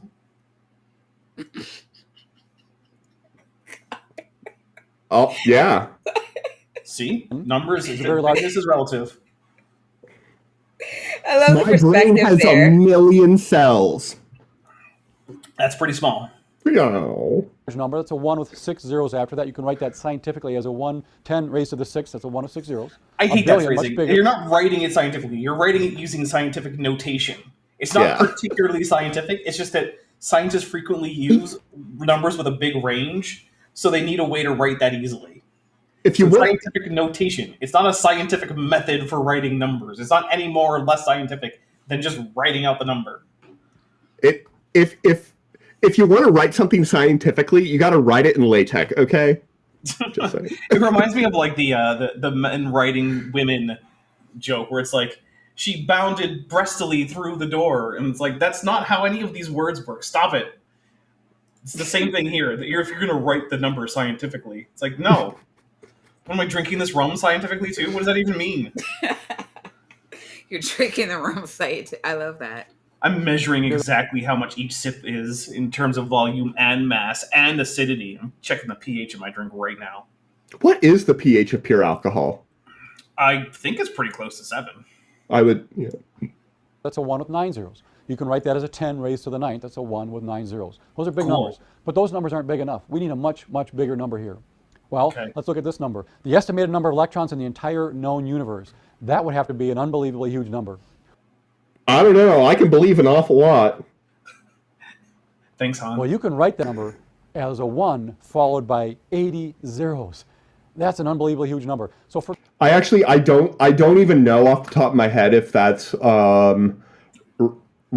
It's like the order of magnitude of the order of magnitude seems right, but if he had said 10 to the 30, I also would have said that. I've seen estimates for the number of electrons in the universe that actually did come from sources that seemed reasonable. Yeah. And that they did seem to cluster around that value. So I'm willing to just say, okay, sure. Yeah. Like I could believe it. It does not immediately seem absurd. forget everything I've said so far. Did you see this 15 minutes ago? The dinosaur is right. Kip admitted it. He did. But now the weasels are peaking. I don't know if you have audio that you could. I don't know. How's my audio, peeps? You sound pretty good to me. All right. Yes, I can. Thank you. I can fix that. Okay, that should be a little bit better. I now get to hold it over Kip Davis's head for as long as either of us live that I was right. Whoops. Why are you not playing? far to this point. Just remember that. A 1 with 80 zeros after it is about the number of electrons in the entire known universe. Absolutely huge number. Okay, now what are the chances that life formed by accident on this planet? The number I'm going to show you comes By from Sir Frederick Hoyle. accident. I don't. Yeah. God. So there's a number of problems with this. First of all, Fred Hoyle was a weird crank who didn't know anything about biology or biochemistry, and who also couldn't tell the difference between limestone and cement. That's a real thing that happened more than Really? once. Yeah. He claimed that Archaeopteryx was actually featherless, and that the feather impressions were impressions that had been pressed into a thin layer of wet cement as a hoax. What? I'm not kidding you. In fact, the entire thing is fine-grained sandstone. There is no cement. And also, the counter slab has the exact mirror image of the feathers, which would be impossible if the feathers had just been impressions pressed into wet cement. But Fred Hoyle doesn't know or didn't know a damn thing about taphonomy either, so he wasn't capable of figuring any of this out. So what I'm saying is, once Fred Hoyle steps out of astrophysics, you shouldn't listen to anything he says, because while he was a fine astrophysicist who came up with the idea of nucleosynthesis in stars, Fred Hoyle is one of the most confusing scientists of all time. Fred Hoyle came up with, he was accomplished. He came up with some really groundbreaking stuff. He predicted, I think it was Hoyle, who predicted the existence of a metastable state of carbon or nitrogen or something, because I think this is Fred Hoyle. I could be getting the person wrong. Because if there was that particular state, then the CNO cycle of how things fuse inside like stars and stuff works, and it all makes sense. But you need this one metastable state of carbon-13, I think, and then later nuclear physics experiments found that, and people were like, oh, holy crap, this pathway of deuterium and tritium fusing into helium and then fusing into blah and then fusing into this and then decaying, and that all works, but you needed that one thing. And so he predicted that based on, well, the model works really well if you have this thing, which we haven't observed yet. But he also had some wild, wacky positions. The man is... I should read a biography of him one day, because I bet it would be fascinating. Yeah. Leo says that the Hoyle state of carbon 12. 12? Okay, yeah. And then Jillian wants me to tell the dinosaur that the 8-year-old says hi. Oh, hello. I hope that the 8-year-old is doing well. And also, Hooligan celebrates 17 months of membership.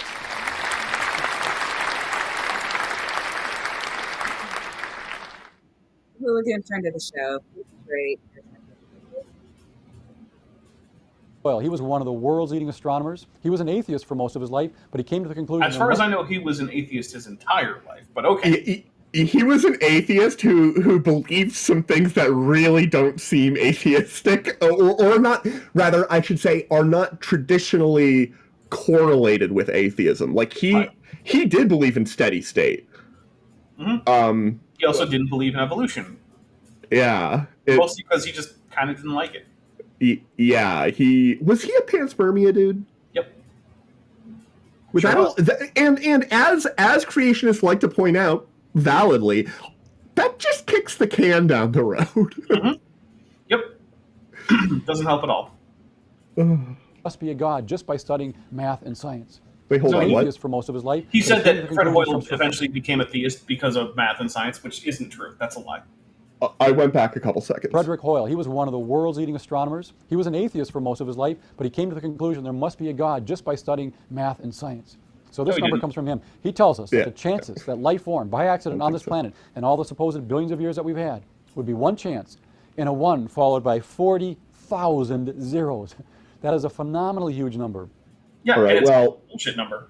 Because what Fred Hoyle did was basically just count up various atoms that go into biomolecules and then like come up with like some weird factorial thing to figure out like what the chances are of them all just kind of self-assembling that way in one go, which isn't how life is supposed to have formed.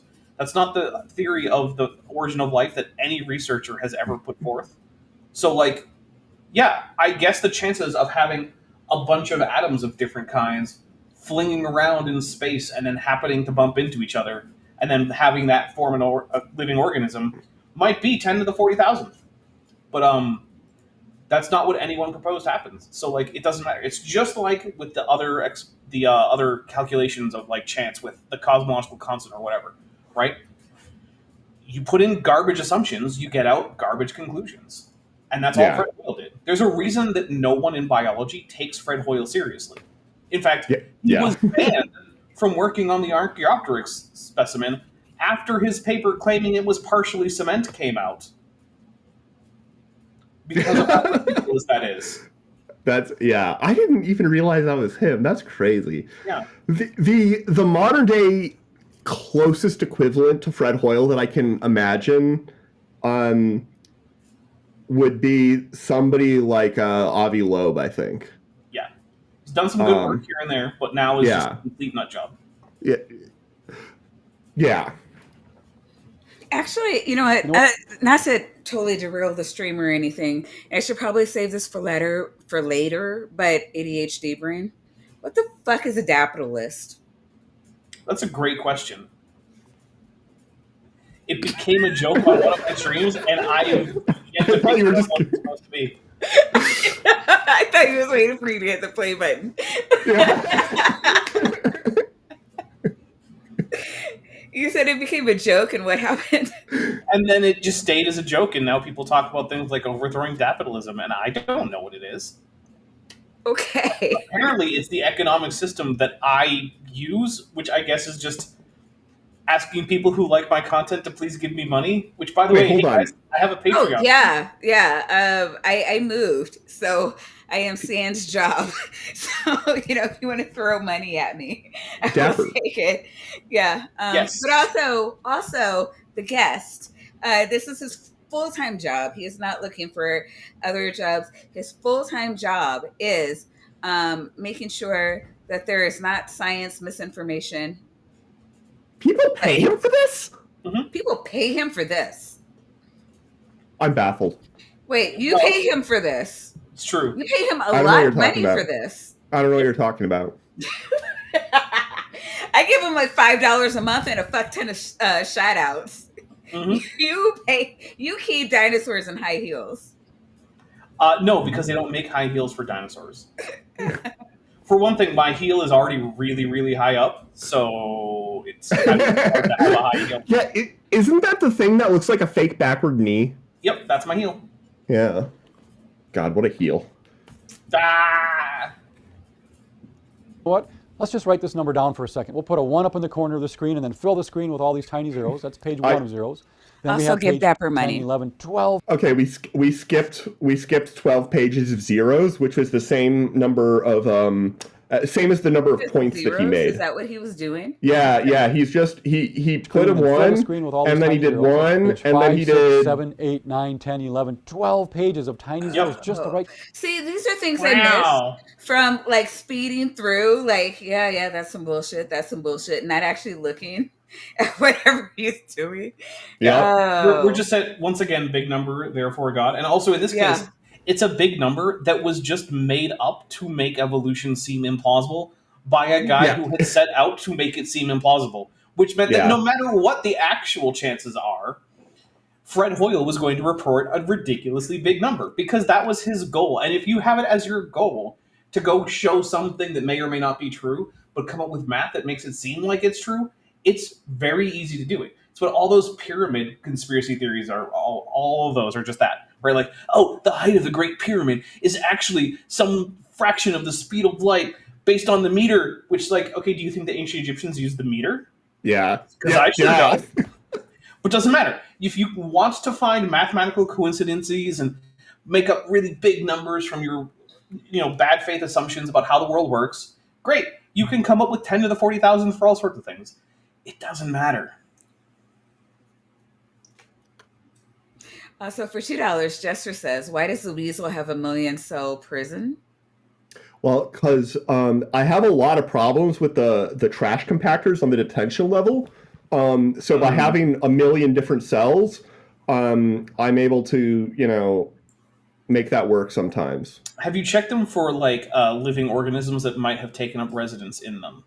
Last time I sent somebody in to do that, they shot something, and it was, of course, magnetically sealed, so they ended up dead because magnets. If only we could figure out how magnets work, we could have prevented this. Damn it all. Fucking magnets, man. Moving on. Take the number down. Would you like to have someone write you a check that big? That would be great. That would destroy the entire world's economy, but okay. But again, this number is so big, we can't really relate to it. It's just one of those big numbers. What if it's in So let's use Zimbabwe another dollars? That'd be fine. Yeah. analogy here. Now, how many of you have ever played with a Rubik's Cube? Probably most of you have. This is not an analogy that works in your favor. If you find a random Rubik's Cube, like, out in the world, it's not gonna just... Like, the odds of it being in a highly ordered state are a lot higher than would be predicted just by chance, because there are forces that sort of lead it to that. Right. There's this thing that seeks to get Rubik's Cubes into a particular configuration. Weird, isn't it? Yeah. And in this case, it happens to be a selective process instantiated by, thinking beings. But, like, it's kind of like, what are the odds that all of the molecules of water are at the bottom of this glass? Like, that just... The odds of that are absurd. Like, you're not understanding the process behind what's at work here. That's actually a really good point, because if we didn't have it, if that was just a glass of water out in space with no, like, not being on net acted on by, like, gravity, if it was just following a geodesic, we'll assume that there's air pressure in there that we haven't seen, right? Okay. Then actually having all the water molecules at the bottom of the jar would in fact be fantastically unlikely. Yeah. So why is it that's not the state that we find water in when it's put into jars here on Earth? Well, because there's some kind of context that you need to take into account. Water in that jar isn't just floating off in space following some geodesic path through the universe. That's not what's happening. Yep. The same thing is true for all these molecules on Earth. They're not just floating around in space, randomly bumping into each other. I feel unsafe. Fantasia wants to know if weasels are on the dinosaur meal plan. I feel like weasels are... Weasels are just... They're so small, there's not much point. We are a proud people. It's like being a great white and then going after, like, a clownfish. Like, why? What are you doing? Yeah, or being like a blue whale and going after krill. Absurd. Well, shut up. The difference is that relative to their size, clownfish are far more diffusely distributed in their habitat than krill are relative to their size in their habitat. Oh yeah? Okay, look around. I don't see any krill, okay? But I do see a clown. Well, not a fish, You see a play button. God damn it. I don't see it. A Rubik's Cube has a lot of different combinations to it. In fact, there are so many combinations, you've got 10 million trillion different possible combinations to a Rubik's Cube. And only one is correct. So if you're blindfolded and you're spinning away, you've got one chance in 10 million trillion of getting it right. You know that blindfolded solving of Rubik's Cubes is a thing that people do all over the world, right? It's actually pretty entertaining to watch. I'm going to assume and be slightly charitable that what he means is that you have come upon the Rubik's Cube while blindfolded, because blindfolded Rubik's Cube solving involves someone with the blindfold off, first examining the Rubik's Cube, then setting it to the orientation they want, then pulling down the blindfold, and then solving it. My favorite, I don't do any of these things, but my favorite category of speed cubing is when they sit down with a particular scramble and they're given an hour to come up with the most efficient solve. So to solve it in the fewest number of moves, that really appeals to me, because speed cubers, they use a set of algorithms which are not going to be the optimum, but they're speed cubers that can solve any scramble that you give them. They can solve it in 50 moves or less. It is theoretically possible for any scramble to solve it in, I think, like 18 or 19 moves or less. It's definitely 20 or less. I don't know if the math on that has been fully proven, because I know it used to be 22 and then mathematicians have like been able to get it lower, but I think that's so cool. If you just peel off the stickers, you can solve it with no moves. Yeah. So you stick the I stickers used to do on. that when I was little, yeah. Problem is, you do that like 3 times and suddenly the sticker stops sticking, and now you just have a black Let's get some new cube, glue. which is already Right. solved. Get some new glue. Glue is a thing you can buy. It's at stores. It is. Yeah, but then I get the glue inside the Rubik's Cube, and then I'm just Well, glued it stop into sucking. I know. Have you met me? Mm.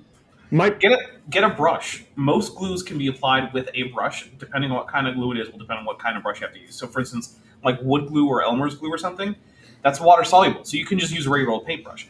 But if you have like cyanoacrylate, you need to use like a plastic brush that doesn't actually adhere to cyanoacrylate. But you can get those. I've had those. And I think he should just like stop touching things, except the play button. For the So love most of people are gonna God, say, you know touch what, that. that's just not going to happen. Well, let's compare solving the Rubik's Cube by accident to life forming by accident. It would Let's be just like not. you. Let's Now, we just teach not. that chemicals taught in the public the system. Number one is this story. This guy On will the- go over the same point like 8 Yep. times in Yeah. slight variations, and I don't get why. Okay. Well, I mean, it's kind of like you say on your show, where like creationists think so little of Yeah, their audience. that probably is what it is. It really is hard to find anyone who disrespects their own audience more than creationists. It's amazing. It couldn't survive along the way. It couldn't catch mice. Oh, I skipped ahead to an argument that, I've seen this argument before. I don't recall if I've seen it applied to the particular system that he describes. Is this a CGI Mousetrap for some reason? Wow, that's a good point. That's a Didn't even think about that, but that. that's a weird amount of effort to get a picture of a mousetrap. Like, I don't know. Yeah. That's weird. Yeah, no, you're right. Wow. Oh. The trigger where you put the cheese. It's also, this is an A. Isn't it supposed to be a V for Victor? Isn't the name of the company like The it doesn't trigger to matter. set the whole thing off. Then you've got the spring that'll bring that hammer over. Then you have the latch that holds it all back. We know how Finally, you have the mousetraps work. wooden I'm base sorry that for holds putting all you the pieces through together. this. So you've got 5 parts. Does the cheese count as part of the mousetrap? Well, I guess. kind of. Also, don't use cheese. Mice don't actually like cheese. Use peanut No, butter. peanut butter's way better. Yeah. Yeah. So look, the cheese is on top of the trigger, and like you do need a bait in order to have a high chance of catching a mouse. But also, okay, here's the thing: if you actually need to catch mice, don't use one of these. For one thing, you're liable to injure yourself. For another thing, they can only get one mouse, which means that if you want to get more than one mouse in a night, you're going to have to set out a bunch of these, which is even more hazardous. Plus, they're very sensitive, so if one goes off, it's possible that it will trigger other ones, in which case, that won't catch any. Here's what you do. Get one of those like 5-gallon plastic buckets, Oh, yeah. drill a hole through it, put a dowel through that hole, and then Coat it put with a little, grease. well, you can put a little grease on it, but put in the middle some peanut butter, and then put a little ramp leading up to the dowel down to your floor. The mice can climb up, they'll smell the peanut butter, they won't be able to keep their balance, and they'll fall to the bottom. If you want it to be a kill trap, put a little bit of water on there and maybe add a little bit of dish detergent so that it's hard for them to climb. You can catch 20 plus mice that way in a single night. Wow. Yeah. And it And won't hurt you. and if you don't put the stuff in to drown them, you could even then go and kill them more humanely, in some other way if you wanted to. But releasing them, you might as well just kill them. Like, If you live someplace where you can actually get out to a remote location where they're not going to get back to your yeah, property. but if you release them like in your backyard, you know where they're gonna go? Yeah. Back to your house. Like, they're gonna go back to your house. You're gonna have to go quite a ways. That holds it all back. And finally, you have the wooden base that holds all the pieces together. So you've got 5 parts that all have to be there in the right place at the right time for this thing to function, or it's not As a mousetrap. going to work. Also, so how you don't could a actually need the mousetrap base. evolve?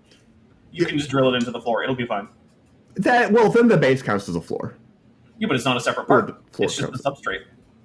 you can attach it to the substrate. Okay. It's like Oh, saying that slowly, the rock that a muscle is attached to is part of the muscle. That's not true. It's part of the muscle contraption, though. The muscle isn't a contraption. It's a bivalve. Your face is not a contraption. It's a bivalve. Part of that's true. The other part isn't.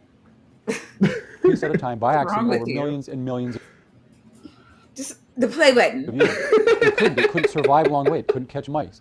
Now we know mousetraps, they're not living. But in Yeah, the that's a living pretty world, we big can problem see- for this analogy, buddy. Mousetraps don't reproduce with heritability and changes to the heritable characteristics that they have. Oh man, kind you of just the took bare down minimum. this entire argument. Yeah, well, here's the other thing. Here's how you defeat irreducible complexity. Mhm. We've seen irreducibly complex features of organisms evolve in real time in both the lab and in the wild. Done. Name 20 times. Stop it. I only have to name one. Damn it. That's how science works. If you say that this is impossible and then I show it happening, it wasn't ever impossible. It's the same thing as like the black swan thing, right? It only takes one black swan to prove that not all swans are white. And it turns out when you go to Australia, you find black swans. Turns out that if you go to, say, I don't know, HIV group 1, you find irreducible complexity in its, BPU protein that has a new irreducibly complex function of antagonizing human tetherin, which is a immune system protein that required some like 5 or 6 different mutations to all happen in tandem, none of which are advantageous on their own, but when combined, allow the virus to gain a new host. Or you could go look at the E. coli ability to metabolize citrate, which took like 4 different priming mutations, all of which are actually on their own deleterious without the entire suite. But then once the entire suite is acquired, it's a huge fitness boost that allows them to metabolize a brand new food source under aerobic conditions, which was impossible. In fact, one of the tests to see if what you have is E. coli is to try to feed it citrate under aerobic conditions. If it can do it, you don't have E. coli. Well, by that definition, the E. coli in at least one strain of the Lenski long-term E. coli experiments is just not E. coli anymore. And we've seen that happen. And it, again, required several different coordinated mutations, all of which were detrimental on their own until you got the whole suite, and yet it happened. So is irreducible complexity a barrier to evolution? Is it impossible to evolve irreducibly complex systems? No, it just isn't. We know that for a fact because we've seen it happen. I'm pretty sure I watched a Nova documentary on this. That seems likely. Yeah. see things that are much, much more complex than this, and that's what we'll take a look at next. Our main example here is going to be the human ear. You've probably all seen these things before. Okay, sure. Let's see what so we have evolved about the ear. I may have come across this one before, but he spends like a while. This is going to be the last topic that we cover tonight, because like this might, before and heard about them. We're going to look at a little bit more detail about how these things work, and I think that you're going to be fascinated by this. And here's the challenge. As I go through and describe this in a fair amount of detail, I want you to imagine, how did this thing just evolve by accident? just evolve by accident, just one time, and then it had to find a wife. Well, I mean, for one thing, it didn't evolve by accident because the idea of something happening accidentally implies the idea that there was another option of intentionality, right? Like an avalanche that just kind of happens isn't an accident. It's just an event, right? Having Pluto form out of the protoplanetary disk surrounding the protosun isn't an accident. It's just a thing that happened. Getting into a car crash is an accident because presumably no one involved in the car crash wanted for there to be a car crash, but there was one anyway, despite their efforts to the contrary, which is why it's an accident. This isn't an accident. This is just a thing that happened. And if you want to say, how did it happen stochastically? Well, first of all, not all of it was stochastic. The mutation part was stochastic, but the natural selection part wasn't. But then again, the genetic drift part was. So, like, I don't know what to say to this because there are stochastic and non-stochastic elements to evolution, which means you cannot characterize the whole thing as stochastic. And it's certainly not an accident unless you assume that there's a guy trying to make evolution happen, which I'm not going to assume. Maybe he does. Maybe he's a theistic evolutionist and he wants to assume that. That's fine. I don't really care. But That's not part of the science. The science says that these things are stochastic. And if you feel like under the hood they're actually not, I don't care to dissuade you of that. But that's not what he's arguing. He's just arguing it didn't happen. I'm done ranting. We get it. We get it. But he has to do this, right? Because I don't know why they feel the need to do this. I don't either. I never understood. Like, I mean, I guess it really is a bad faith argument because it's like you're saying, was it an accident that it rained last night? Was the storm an accident? Like, it obviously wasn't sent on purpose. Well, yeah, that's what you think. That's because you know about HARP. HARP actually means it was sent on purpose. We're gonna have to tell you all about HARP later. Oh boy. Yeah, no, I missed that part. You'll have to have Matt on. He can tell you all about the weather control machines. Oh my god. Okay. But didn't we cover this last night on BSS? I don't know if you know Dapper, but there's another BSS show. Wait, is it Bad Science Saturdays? No, it's Bad Scripture Saturdays. Yeah, Kip Davis. Scripture Saturday. Yeah, Budget Scripture Saturday. Kip Davis decided to shamelessly rip off Maya by stealing my content and my co-host. and co-host. Yeah. Also, the most recent one involves some reading of one of the most embarrassing blog posts that has ever been penned by anyone. That was bad. That was painful to watch. The fact that we failed peer review means we passed peer review. The audacity. It is hard to imagine a more embarrassing human than Richard Carrier. Actually, you know what? Since we all know about irreducible complexity, Vandy, do you have that up? I could probably find it real quick. And, no. What do you want me to pull up? The blog post? Yeah, no, Ashanti reading it last night because that was. Oh no, I don't. Yeah. See, while you're looking for that, do you want me to press play or not? Go ahead, yeah. So we don't one have piece at a time over millions of years, because again, evolution has no purpose behind it. Okay, it also wasn't one piece at a time. You don't have to evolve a tympanic membrane, and then evolve an ear bone, and then evolve a cochlea, and then evolve the pinnae, and then evolve. That's not how this works. Things can evolve together while all being under various selection pressures at the same time. Yeah. Creature living millions and millions of years ago saying, you know what, I've heard really good things about ears. I think I'd like I see what he did there. To get some for my great-great-great-great-great-great-grandchildren. So I'm going to see if when I reproduce myself, I can make some mistakes in my DNA, and eventually my great-great-great-great-great-grandchildren will have ears, and they're just going to love them. Yeah, none of this is intentional on the part of organisms doing the evolving. Mutations just happen, and sometimes they give a positive fitness effect, sometimes they don't, sometimes they give a negative fitness effect, sometimes they come to fixation as a result of genetic drift, sometimes it's the result of selection, whether natural or sexual, or artificial for that matter. There is no point where an organism decides, I would like my descendants to have these features that I don't. Therefore, I will intentionally mutate my own DNA. It's not a thing. That's not how it works. Maybe someday in a weird Gattaca universe, that'll be what's happening. But that's not the universe we live in currently. Reproduce themselves very faithfully over and over and over. Every once in a while, you've got some mutations that make changes. Most of them are bad. They say, oh, some of them are good. Nope. The vast majority are completely neutral because the vast majority occur in either non-functional regions or are in functional regions but do not actually cause a change in function because they are silent mutations, which don't even affect the the amino acid order of a protein or anything like that. And sometimes, even when they're not silent, it doesn't matter anyway, because most proteins are robust to significant change in the amino acid order without complete or even significant loss of function.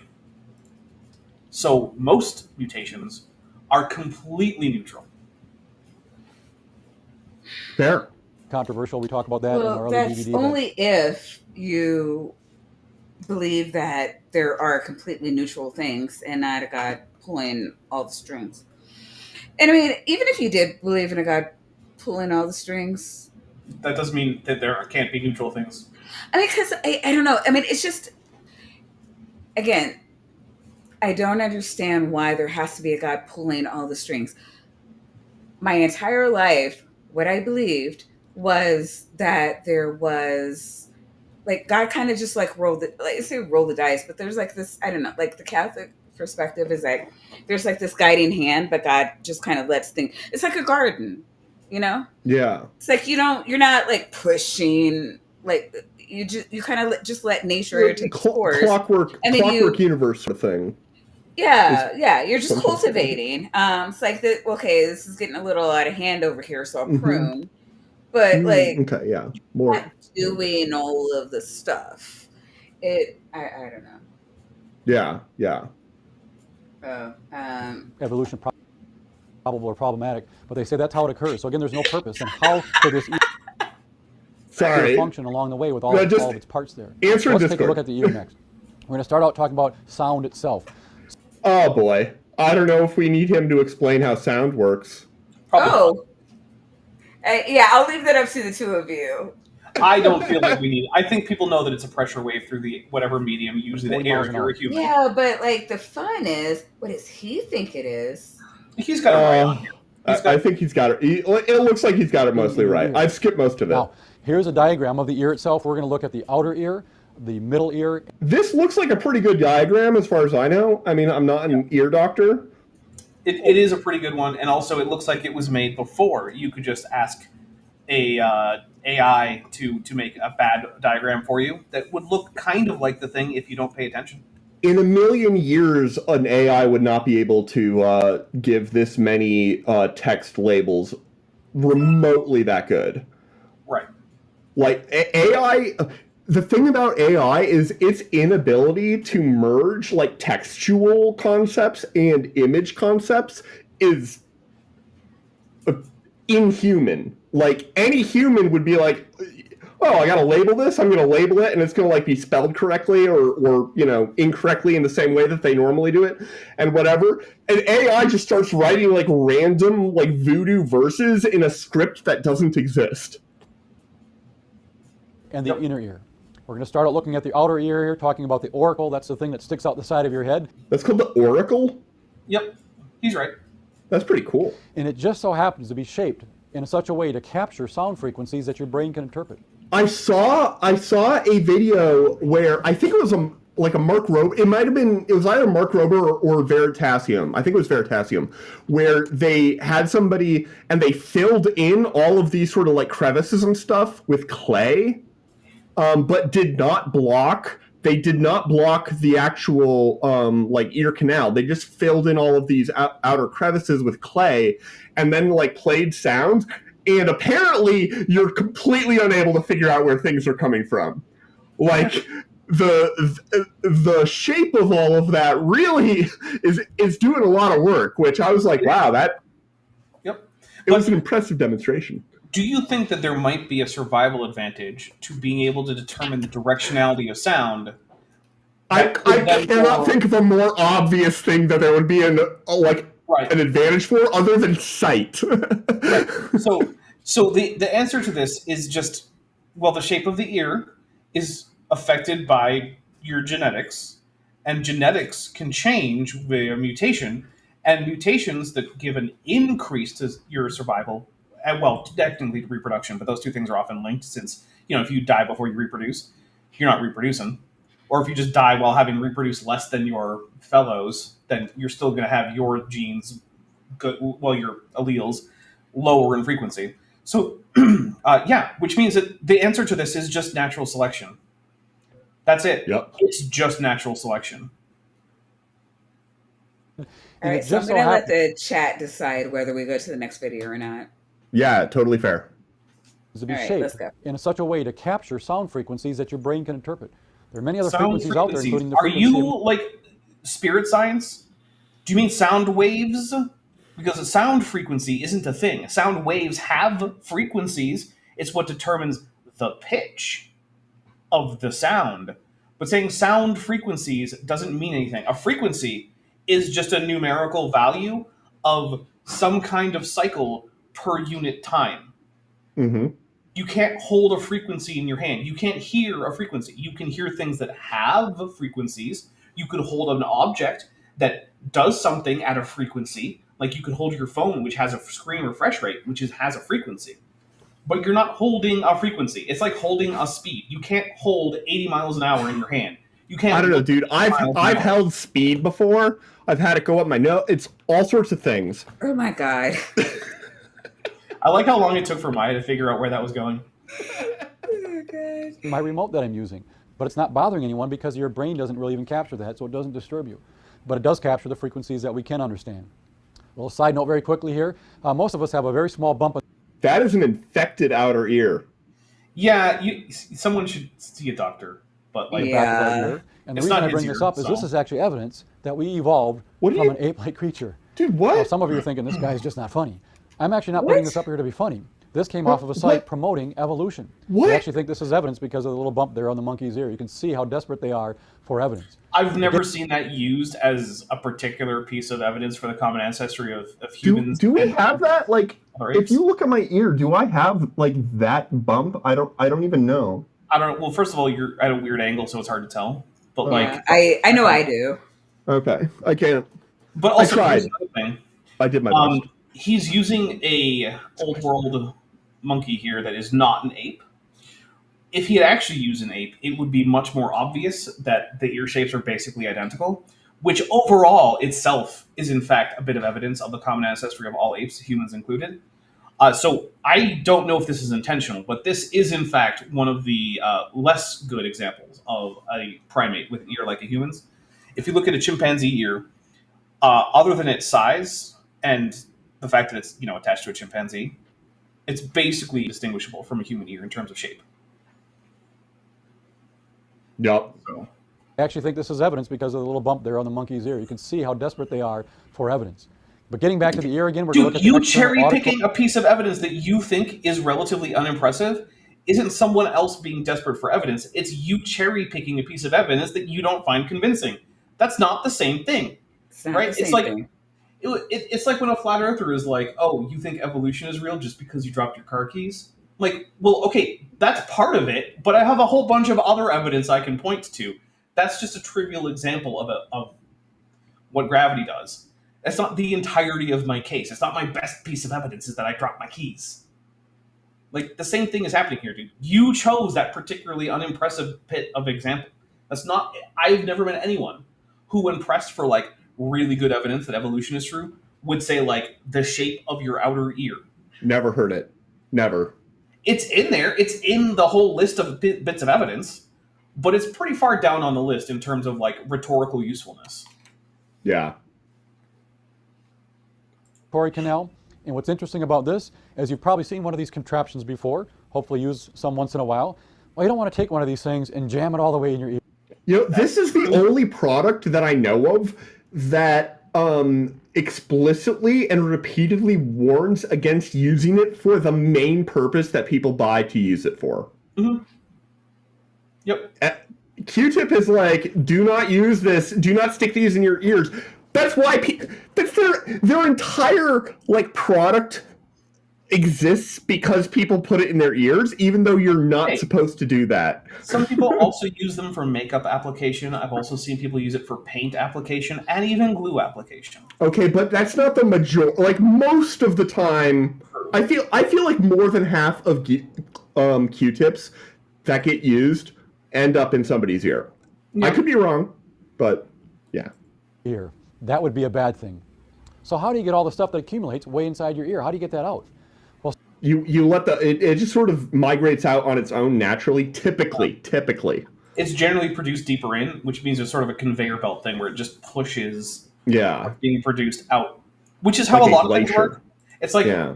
it's like you ever get like you damage a nail somewhere near like the cuticle or something, and now there's like a Yeah. little divot or something or like a white spot on your nail. Eventually, it just grows out, and then you clip it, and it's gone now. It's the same thing with earwax. It's produced in one place and pushes forward, and there's not even like a particular adaptation. That's just sort of how like time works. You know, it's the same thing with your hair. Like, how does your hair know to keep growing up and not out? It's like it doesn't. It's just produced at a particular place, and that pushes the other stuff that was produced earlier out. Just because that's how time works. How else could it possibly happen? Well, scientists have studied and they've determined that the cells that line the inner ear there are the only cells in your entire body that grow sideways. What So the it's like a hell does that conveyor even belt. mean? It doesn't mean anything for a cell to grow sideways. Cells don't have a front or a back. What does that mean? What? Cells don't grow sideways or lengthways or up or down. What does that mean? It doesn't mean anything. It's made up. It means nothing. I should write it on the board, but I don't know where my Whiteboard? marker is. What happened to your whiteboard? Like I thought I thought it was like permanently on the whiteboard. No, it's still here, but unfortunately, right now it's still set to wolf sightings at 0. Aww. Because this was the number of wolf sightings that we had in not the most recent, but the episode before the most recent episode of Budget Scripture Saturday. Because two episodes ago, they kept on showing AI art, and that the AI art had a ton of wolves just hanging out in the middle of a river constantly in like 18 different pictures. We got up to like 26 wolves or something. Yeah, that was fun. But it was very confusing. saying that the cell grows sideways is and that started as a Bad Science Sunday stream. You were supposed to be there, but I kicked you out of it. And yeah, Kip was so taken with it that he was just like, "Do you mind if I continue the rest of it?" I was just like, "It's just You're bad right, it AI art." It's so much bad AI art. Is a lot of bad AI art, but also a lot of mythicism, which he also loves to hate. Yeah. So it was win-win. He loves it in the same way I love it when people talk about frequency like this guy does, as Jillian has been pointing out in the chat. And apparently talks to her friends about. She's like, I've got this friend, and let me tell you, if you want to give him a stroke. Yeah. The traps Nice. Oh, real quick though. For $10, Miranda says the wolves were not in the middle of the river. They were on So these were Jesus wolves, is what I'm getting. Yeah. Yeah, they were walking on the water. Oh my god. Miranda, oh yeah, so she got $10. Miranda. Boom. Who's it out for you? Isn't that cool how that happened? Aren't we lucky that the cells in our eyes don't grow sideways, or we wouldn't be able to see anything? What does that mean? For the record, if you could define anywhere as having cells grow sideways, I would define you've got your retina, right? And then you've got a thing, like if you have a plate sitting on a surface, and then you have that plate duplicating sideways versus like vertically. If a plate duplicates sideways, you're going to have two plates next to each other that are still oriented in the same way. That's how the retina would work, right? So if it makes sense anywhere, it would make sense in the retina to define sideways. And why are you like this? By the way, when I get like that, that's when people say that I'm peaking, because I'm shouting into my microphone. That's fair. I remember when Dr. Kip Davis, who has written no books, no books, started yelling into his microphone and lost, is it 10? I want to say it was like 10 people in a night. That was so crazy. Well, at this point, there's no way that we are going to lose, like, members of the audience steadily based on me having bad audio, because they're already gone. Yeah, that's true. Or sleep. Yeah. Because apparently for the rest of the world, it's late. Right? Even though it's so early and beautiful. The sun just went down. It's weird. Right. I don't like it over here. One of us. Never. Also, the wax that's inside your ears, they have an antibacterial property that kills bacteria. Isn't that cool how that just happened by accident? You know what that property is? It's being a bunch of sticky wax. Yeah. That's what the antimicrobial... It's not amazing. Sometimes bacteria get stuck in things and then they can't get out and then they die. Your sebaceous glands secrete oils that do that on your skin, and your earwax is another one of those things. It's just that in most cases, the melting point of the lipids that make up your earwax is high enough that it's at a pretty solid state under most conditions. Yeah. That's it. That's all that's happening. Is it's a lipid that you're producing with a relatively high melting point.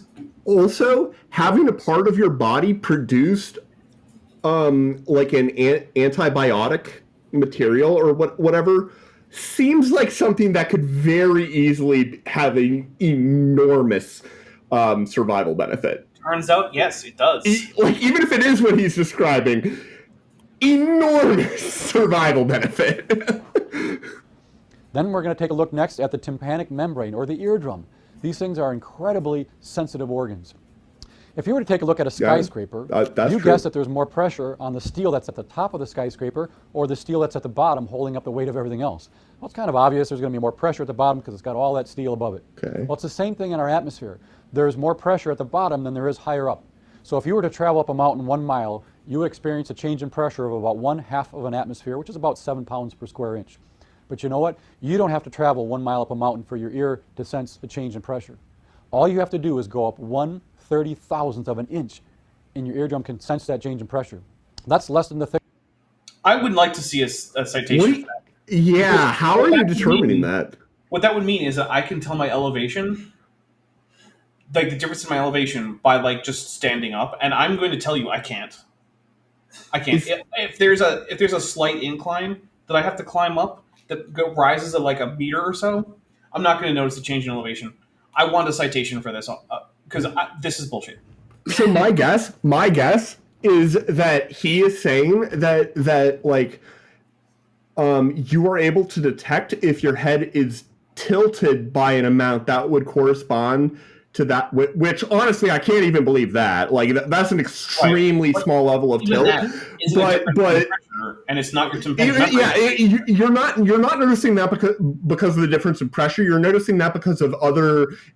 It is the inner ear mostly, I think. Yeah. But there are fluids and stuff that you're noticing, and it's like, okay, well now these have like redistributed, so the kinesthetic sense of the body is able to like be like, okay, compared to vertical, my head is tilted, now it's not tilted, now it's tilted the other way or something.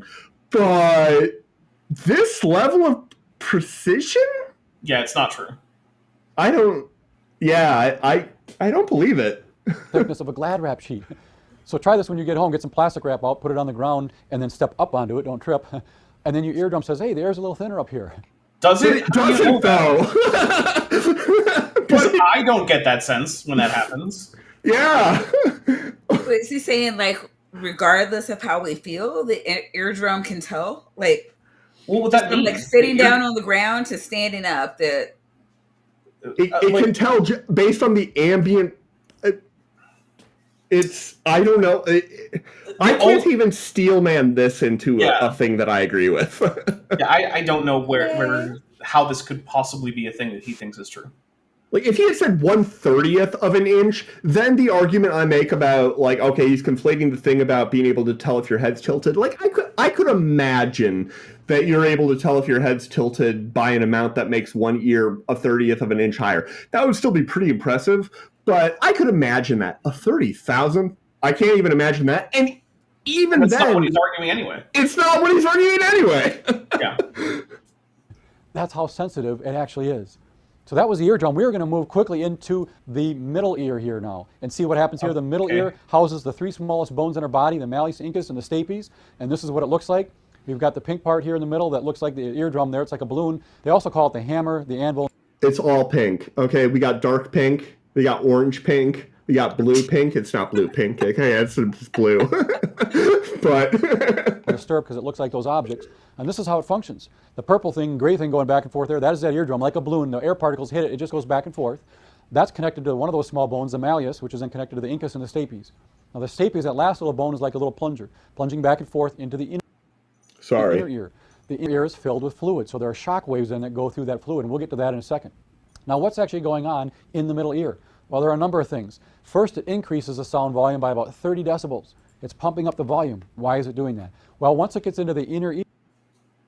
Because you want to amplify a signal before you read it out into your nerves? Yep.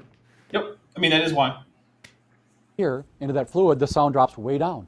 If you've ever gone swimming in a pool and you go underwater, you could scream your head off and your friends can't really even hear you because the sound gets decreased way down. No. So, The reason you can't hear underwater very well is because your middle ear is full of air, and having the transition between the aqueous medium into the air medium results in huge amounts of energy loss. That's why you also generally can't hear things if you're underwater that happen above water unless they're extremely loud. It's also why sounds underwater, when they hit the air-water interface, generally reflect off of it rather than passing up into the air. That's the reason. On the contrary, sound waves are easier to detect in water, which is why your cochlea is full of watery substances. That's why. It's not because it lowers the volume. What's actually happening is that you're using these mechanical linkages to vibrate the water, not through sound, but by actual physical motion, which then produces the sound in the cochlea at a louder volume in a medium where it transmits more easily, so that you can more easily get signal out of that, so that your brain can determine what the signal was in the first place. It's not because it gets quiet in your cochlea. Jeez. Also, if your ear, when your ear does get totally like waterlogged, you come up and you've got like horrible swinger's ear, and like you tilt your head and it like would pour out. You can't hear things that well from the air either, for the same reason, but in reverse. Like the sound hits that interface and bounces. This is a generic feature of how wave propagation like happens when you have an interface of a medium. It happens with light, it happens with sound, it happens with waves generally. And the thing is, getting this right wouldn't pose a problem for his argument, right? This is just him being wrong for no reason. Like, when creationists get things wrong, that I know that if they got them right, it would be a problem for them, I understand why they have to get that wrong. This isn't one of those cases. He could just get it right. Yeah. I don't get first, it gets pumped way up before it's going to be decreased in the inner ear. Secondly, there are little tendons on that malleus that can grab it in case the sounds outside of your head are too loud. If there's a jackhammer going off by your head, what will happen is these tendons will grab that bone and stop it from vibrating too much to lessen the damage to your ear. I need a citation on that. I could believe it, but I've never heard that. I could believe it, but yeah, I would agree. Like, I mean, to believe anything he's saying, I would want a citation. Yeah. I mean, you know how this goes. You want a source, Jack? My source is I made it the fuck up. Yeah, that is. Yeah.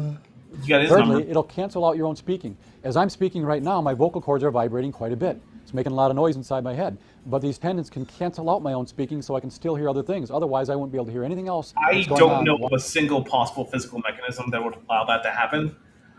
But I also just don't care. It's like I also think that I think we can be done with this section if we want and move on to the next video. But I would say that I would think that a lot of that would also be done by the auditory processing part of your brain. Just like a lot of the subtraction of the aberrations that you get from having your retina be on the wrong side. You know how the retina is like reversed, and you've got like the blood vessels on the front, and then the actual detection layer on the back. Your brain removes a lot of that extra crap because it's always the same and it's able to like do it. And it's why when, at least this is my understanding, when an ophthalmologist like shines the light in your eye from different angles, you sometimes see those like weird spiderwebby patterns because they're illuminating it so that it projects it in a really strong way. That is the explanation I've heard. It could be totally wrong, but it also got a couple of different things there. That what was your point? My point is that the brain is the thing that does this background subtraction, not necessarily the ear itself. Yeah, so the brain has like a huge, like, I don't think people realize how much shit like the brain just filters out. I want to say probably 99% of the shit that comes Definitely. in. Yeah. It's seriously an information overload. And I was just saying in Christopher Mahdi's stream earlier, I'm like, the brain, contrary to popular belief and what it's actually designed to do, the brain does not like to think. It takes a lot of just a lot of power to process, and Mhm. it's not efficient. So, and even when people are just like, well, why do I have to be put into this box? I'm like, because it helps you function at all. We do the stereotypes. It's just much of the same thing. It's like the brain Yeah. is trying to be efficient. It's trying to filter out and to do as little work as possible because, and I know we all want, I mean, and all of us in this room want people to be better critical thinkers. But I need you to remember that you are working against your own brain because you're trying to, critical thinking is hard. It It is. is, yeah, yeah. It takes up a lot of brain power. And then also when you're looking at your family and friends, just like, why won't you just do, you're asking them to work against their brain. And especially Yeah. when they don't want to do that, Yeah. that's an extra barrier of hard. And if you don't remember anything else, just think of this phrase, neuroplasticity. And if we're talking about adults, it's an uphill battle. Okay, That's but all I'm saying. Now Maya, I'm leaving out a lot of shit. what if your brain cells have grown sideways? I hate everyone. Oh. Yes, Plus, you're hard not. like physics, Jillian. Exactly. It is hard, and I'm leaving out a fuck ton of shit because like I'm trying to explain a lot of shit to lay people, and just try to keep it very very basic because like the people that this guy's talking to don't understand the concept of neuroplasticity and have probably already like said too much. But your brain really just like it really just likes like these, going the same. I like same. I want to do same. I don't want to think. I just want to punch in, punch out, collect a check, and find my cat videos, which is totally cool if you're not fighting a bunch of fascists that want to unalive us all. We need to learn we need to get more comfortable with being uncomfortable. But Yep. that rant aside. That's my secret. I'm always uncomfortable. Black woman in America, way ahead of you. All right. Do we want to switch to the other video? Yeah, because it's like neck and neck, really. But a lot of people, well, half the audience, or at least half the voters, do want to see Vicious rant. It's really good. It's really good. And could you put it on, I'd say 1.25 at least? Yeah. And also good unmuted. call.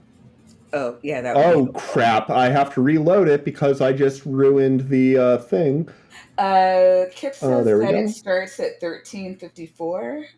Oh, well, that was not the time that you gave me. I don't know what I gave you. 13:54. You gave me I you just gave me opened the video. Okay, Kip, 7:34. well, it's Kip's video, and he says that it starts at 13:54. The shocking scandal. That's the bit. Yeah. Yep. You have to unmute. Unmute and Can I read this? So, Please read this. do you want to read it, or do you want me to read May it? I please? You go ahead. Actually, hold up. Let me Shocking add this. scandal. And we'll do that. there we go. This was like when so I read ahead. You're gonna see Go it. ahead. All right. OP did undergo a full peer review. Not original poster. That stands for obsolete paradigms. It's the Right. it's the book that Dick Carrier has written. Yeah. At a real biblical studies press. But So he admits that where he sent it to is a real biblical studies press, as opposed to whatever would accept him. Sorry. scandalously. The reviewers did not take it seriously, but only childishly slandered the book. When asked to identify any specific error of fact in it, they could deduce none. Instead, it was rejected solely on the grounds that it does not make a unique, original contribution to the field of biblical studies, which will help advance the discipline, and will not be interesting for readers within the discipline, and does not engage with the field/discipline. That line right there is probably the most damning part of it. Basically, what that means savage. is everyone who knows what the hell they're talking about in this field took a look at this and said it's not even part of our discipline. It doesn't even engage with it. Right. You're not even doing biblical studies is what that means. That's like when Avi Loeb submits whatever nonsense he wants to some physics journal, and they're like, this isn't even physics, dude. Yeah. And Avi Loeb gets accepted to physics journals all the time when he does fucking physics. Mm-hmm. But when he doesn't a lot, do physics, actually. Huh? That's saying a lot, actually. I mean, Avi Loeb is, I believe... He's a physicist, yeah, sure. Yeah, but when he's doing actual science... Exactly.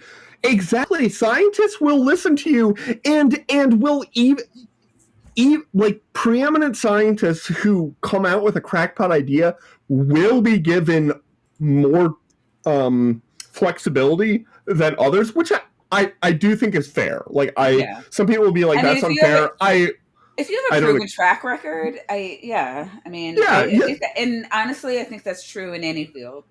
Exactly, because when you have a sterling reputation and you do something that's not quite deserving of that reputation, you still have the reputation. People are like, okay, well, even if I think you're missing this one, I'm still gonna whatever. Right, but this is not even. It's. No. Let her go. When you read it, you will be shocked at how resoundingly false all three of those accusations are, as Obsolete Paradigm does nothing but all three of those things. It is a serious work, thoroughly referenced. That's one of those things where if you have to say it, it's probably not true. Exactly. You know how many times I've had to defend my work in my professional life? You know how many times I've had to defend my work as being serious work? Literally zero. Never. Okay? Yeah, never. Being competent work? Yeah, that happens. Being serious?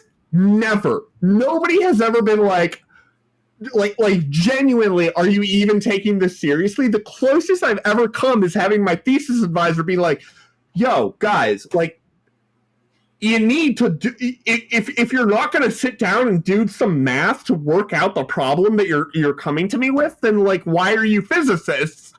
But he is being really harsh to grad students who... Yeah, that's a teacher. That's his job.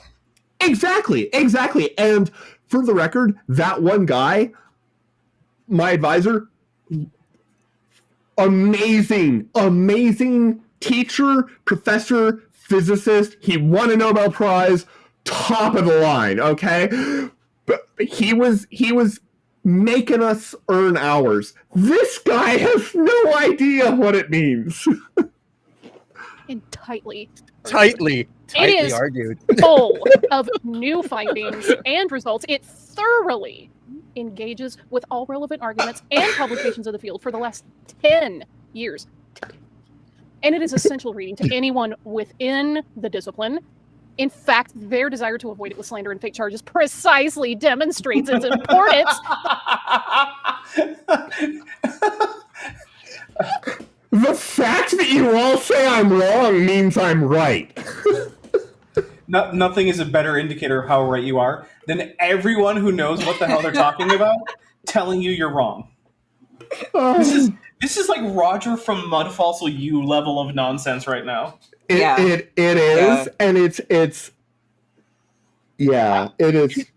is genuinely stunning. Can you imagine writing this and then thinking, yeah, this is what I should put out publicly on my own personal blog? Not if I wanted to be taken seriously by scientists, I can't. Ever again.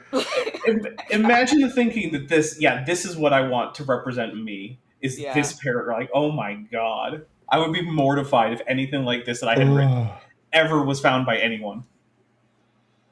Yeah. Just let the field is trying to hide from these findings and make them go away.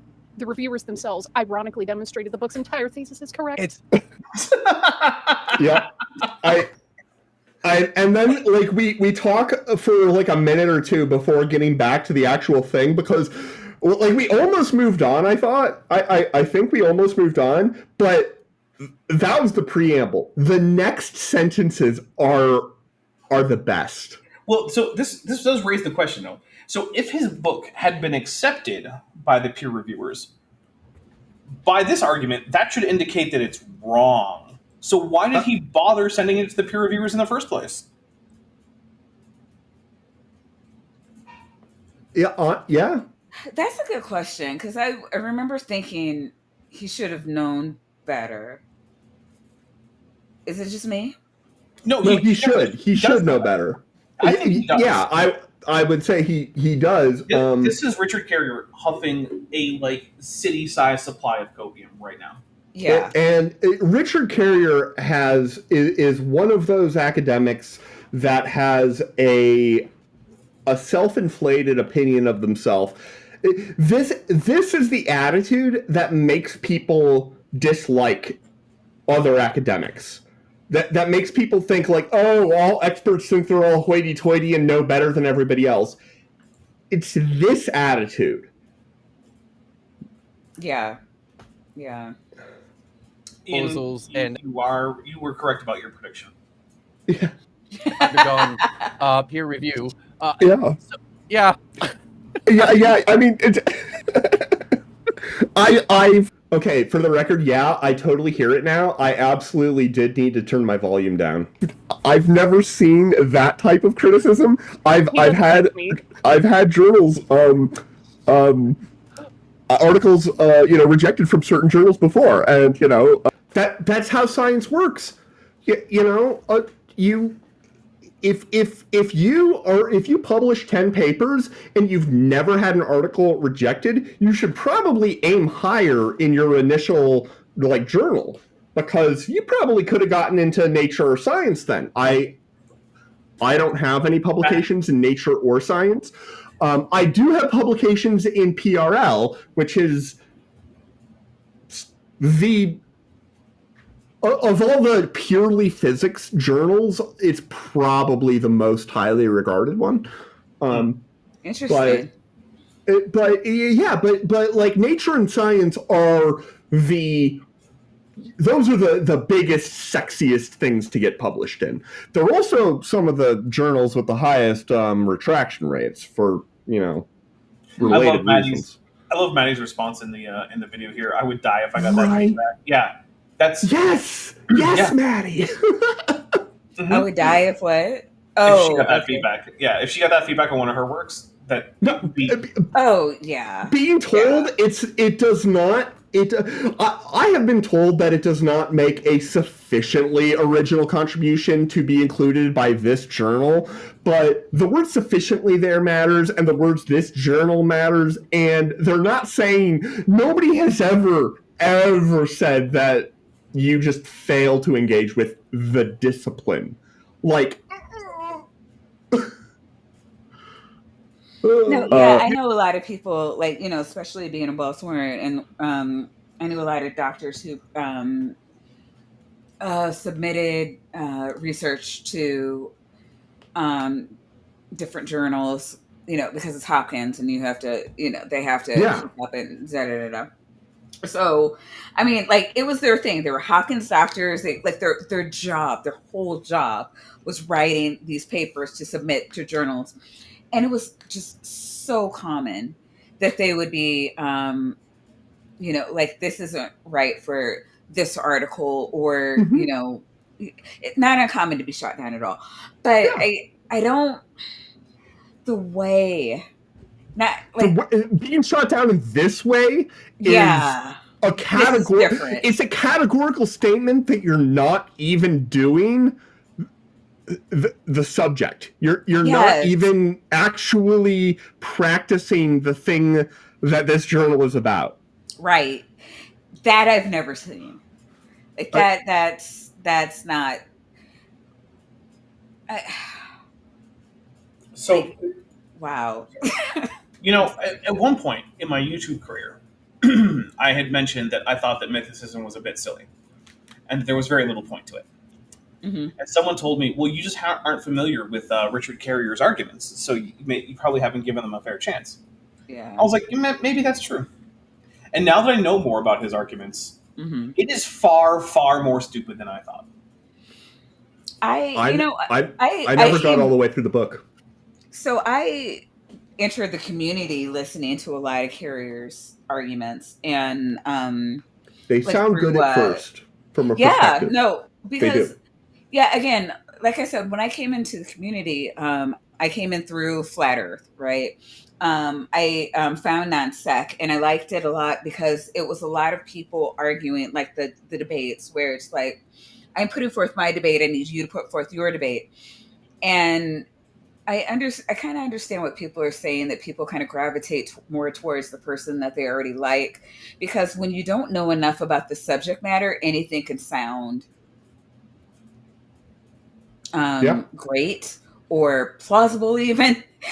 um, I really, really had to talk to, Dr. Kip, Dr. Josh, listen to a number of other doctors, like from, Myth Vision, and a lot of Hmm. people that I was introduced Who to through Kip and Josh Myth to Vision's not a under. doctor, but yes. He's not. No, I said a lot of the I doctors that I know, was I know. introduced to through Myth Vision. I'm not saying I am actually not. Yeah, and actually, I'll put this out here. I Derek. cannot say that Derek Lambert is not a bigot, and I am not endorsing Myth Vision. And if you don't understand what I mean by that, I have a 4-hour video going through all of it on my channel. We're not getting into that here. However, I found Dr. Kip through that channel. So I mean, I can't say that he doesn't or hasn't um, provided a lot of people who are good in the scholarship. But again, he did have a lot of people, like Bigot Price was a Myth Vision. I listened to Bigot Price. I listened to Dick Carrier. I listened to what was the other one? David Fitzgerald. I listened to all of them. Plus, I listened to all of the others, and so it took it. This is not my field. It took a lot, like a whole lot, um, to kind of, and a lot of engaging. And it wasn't. And again, like when we opened the video, it wasn't just watching the videos. It was engaging with the scholars, having the conversations. Why is this not plausible? Because we're not talking about an actual astrological sperm bank.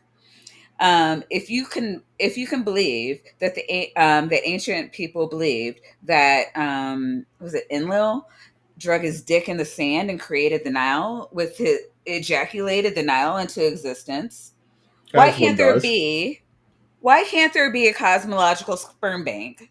Like that, like seriously, this is where what I'm thinking. The thing is, there can be. That's just not Right, evidence that right. there was, And and that's there what I'm is no evidence that there was. right. But it's really engaging with the scholarship, talking to the people, reading the source material, like what actually happened, what is actually plausible. It takes more than watching a video to. I'm sorry, Dr. Kip. I'm sorry, you guys. I was wrong about the Bible and the internet. Please forgive me, or not even the Bible, but ancient materials on the internet. Dr. Kip has corrected me. It was the Euphrates, not the Nile, that was ejaculated Uh, into existence. All right. Now that that's all out of the way, again, there's no difference to me, right? How long do Both you think are Enlil plausible. had to wait in order to get up a big enough emission to make the entire Euphrates? Must have been the years. emission was like that of a horse. Is Enlil But as big as a horse? Is that how that works? I don't know. I just know that that's a quote from somewhere about something's emissions. yeah, that's a whole Dr. Kip stream. Anyways, the how it relates to this stream is, it is very difficult to watch a video and to understand what's going on. You have to engage with the scholarship on various levels, and there are ways that you can do that. You can read, again, regardless of the field of science. You can go and read the source materials. You can talk to scholars in different fields. I mean, and the easiest way would just be to call your local community college or college, and you can call them, you can write them, email them. They love talking about what they do, especially right now. American scholars love talking about what the actual scholarship is right now. They want to engage with you on that. But yeah, I mean, it's I don't know. Carrier, at first I thought, because what I was told was that he was a historian that fashions himself as a biblical scholar, or something along those lines, and he just doesn't have the resources to be able to engage with the scholarship the same way you would, a Dr. Josh or Dr. Kip, or so on and so forth would. See, I don't entirely agree there. I think he has the resources. I think instead what Yeah, he's actually he doing does. is He does. He does. he's picked a conclusion that he Mhm. will not deviate from, and Right. as a result, he refuses to actually engage with the field because doing so would then demonstrate why he's wrong. Yeah. And I think he's just too far in. He is the mythicism guy. And at this point, I had wondered for a while, but at this point, it's really hard for me to see him as anything other than a grifter.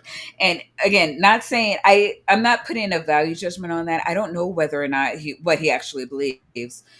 He has the resources to understand more than he does. And at the very least, he's not engaging with it. So for me, that fits my definition of a grifter. I don't know. Sorry. There we go. You didn't think to shun the reviewers for just They're not real scholars. Shun the non-believer. Shun. right? I did not. In fact, You didn't run to your blog? I did not. I did not run Hang to my on. blog. I need an angry blog about this. For the record, this is my blog. Like this. Yeah, no. Like, if you can't, did he go to one place to get it published, and then because they didn't publish it, it's like upset because I have there's more than one, right? Yes, and I have questions. I have many questions about this, and this is one of them, because I think I don't know. This is just me reading the tea leaves, reading between the lines here. For a few years now, he has been talking about a revised, updated version of OHJ. Mm-hmm. These scholarly reviewers with their facts and standards of evidence and research. OHJ is the book on the historicity of Jesus. That's what Kip is referring to. It is Richard Carrier's book from, I want to say, ballpark like 2014 or something. Yeah, I think that was his first book. Yeah. Don't quote me on that. It's made waves almost entirely on r/atheism and nowhere else. I have read/listened to a lot of it. I think I got about halfway through and then stopped because I found his methodology of using Bayes' theorem just completely unjustified. Using Bayes' theorem when you don't have any justification for any of the probabilities that you're assigning is just a non sequitur, or it's saying invalid. Are you saying he pulled a Fred Hoyle? A little bit, yeah. Yeah, it's the same thing. It's the thing is, once you get used to how pseudo scholarship works, you notice that they all do the same damn bullshit. It's all the same shit. It's making up numbers to make your ideas seem more plausible, ignoring various scholars, flat out lying, misdefining terms. not citing sources properly, or citing the wrong source, or citing a source that says the exact opposite of what you're trying to use to argue for. Trojan source. They all do the same shit because fundamentally they all have the same goal, which is to get people to believe something that there just is no evidence is true, and there is evidence that it's not true. And there's only so many ways you can do that effectively, and they all land on the same things. Yeah, the fundamental argument that people like Carrier use when trying to use Bayes' theorem, for the record, is a theorem in probability theory in mathematics. It is a mathematical theorem for which, for it to be valid, the axioms that lead to it have to be valid. Okay, and if they're not, then it's not. But it's a way of being quantitative about the probability of certain propositions in the presence of evidence about other related propositions. The problem is that when you try to apply it to something like this, you don't have any evidence about the a priori possibilities. You don't have it, which means when you have to go in and put in a number into the formula, what people like Richard Carrier like to do is say, okay, if I have no information, I should put in 50-50. I disagree. I think that you should put in not a number. Yeah. You don't have any information to say it's 50-50. I see the vibe of where you're coming from. If you don't know if it's probable or not probable, then you should put in They're now 50-50. But you don't know that. You don't know that. You don't have the information to put in. No, I agree. Yes, Maya. Even in a soft science, whatever the fuck that is, that I don't makes think no it's sense. Exactly. What this says is, if we could narrow down this number, then maybe we can put it into this argument and come up with something useful. But you don't have that number. No. Assuming that because you don't have that number, that you like putting in the middle number is valid, may seem reasonable, but I fundamentally don't think it is. The reasonable thing is to say you don't know. That's you don't have the information to continue. No. Yeah, exactly. You don't have enough information to continue. I mean, what the hell? I mean, if that's what's the equation for not the Fermi paradox, but the I know what you're talking about. Holy crap. Oh, Drake. Right there. Drake equation. Yeah. There we go. It's like, well, we don't know if there's alien life or not, so let's just put 50-50 or 0.5 in all of these. Which, for the record, the Drake equation was much more reasonable at most points, but at the end of the day, it comes up to a number that's almost as useless because it makes a thing where it's like, okay, well, this, 1 in 10, probably more accurate than 1 in 3, but who knows if it's more accurate than 1 in 1,000. I don't know how that makes no sense to me. If you don't know, it's a question mark, not. Why would you assume it's 50-50? I think, the only reason you would do that is if there's, again, a fundamental misunderstanding of how math works. Or probabilities, or just not what the. Oh my god! By the way, Vandy, you get a great pause face for Vishanti right there. I did. She's gonna kill you. For $5, Bryce Vining says, "Hi folks, I figured out why the chicken crossed the road. The chicken was forming the sign of the cross to ward against vampires." Oh well, no vampires on that road, I guess. So I will say, in my defense, she had 18 frames of good pause face here. If I go through them. Yeah. Okay, that's fair. You know what? Yeah. No. Oh! You know what? Yeah. You gotta go. There we go. You're not gonna have her. I love you. Yeah, you're not gonna have her. She knows how to find me. DM me. I didn't do that. So, Fake. So he's been talking about this for a few years now, and I believe You I don't remember him say. saying just like 7-8 months ago that this updated revised version was basically done and ready to go to That would make sense given the timeline he describes. But, Right, yeah. Because he says in the next paragraph that This is the part that I reading wanted to ahead, read. dude. Yeah, You're reading yeah. ahead. I want to read like the next sentence. Okay. This is so All right, good. so- This is the It's part so that had me good. rolling. Yes. All right. Let's continue to roll. The scholars rejected it. I'm giggling like a little girl. Oh, Look, I mean, it's on screen. We can all read it, and it's the dumbest thing that I like. We really are at Roger from Unfossil U level of nonsense. Like Roger Spur, I think would himself probably be embarrassed to write this. And if you don't know who Roger from Unfossil U is in the audience, Oh, you know what? Well, We haven't done a Roger. none of those people are in our audience. we haven't. Yeah, we haven't done a Roger stream in a while. I think But we've maybe even only done so- 1 or 2 this year.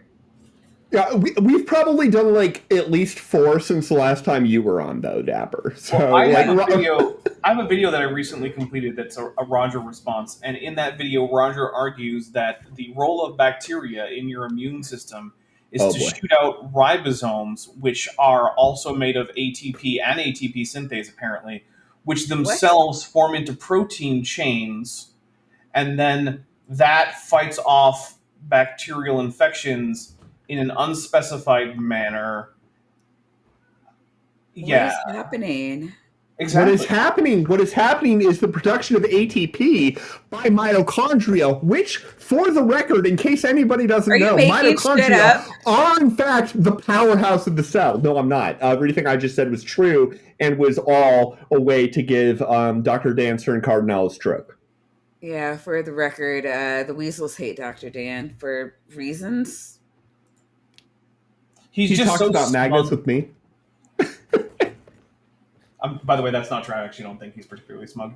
No, he's not. I love Dr. Dan. Pretty sure he hates him. Sounds about right to me. I hate Dr. Dan in the same way that everybody who throws magnet talk at me hates me, which is to say, deeply and genuinely. All right, let's let Vishanti The peers finish rejected this it. out. Yeah. Which obviously proves So this is do you entirely wanna- correct and necessary.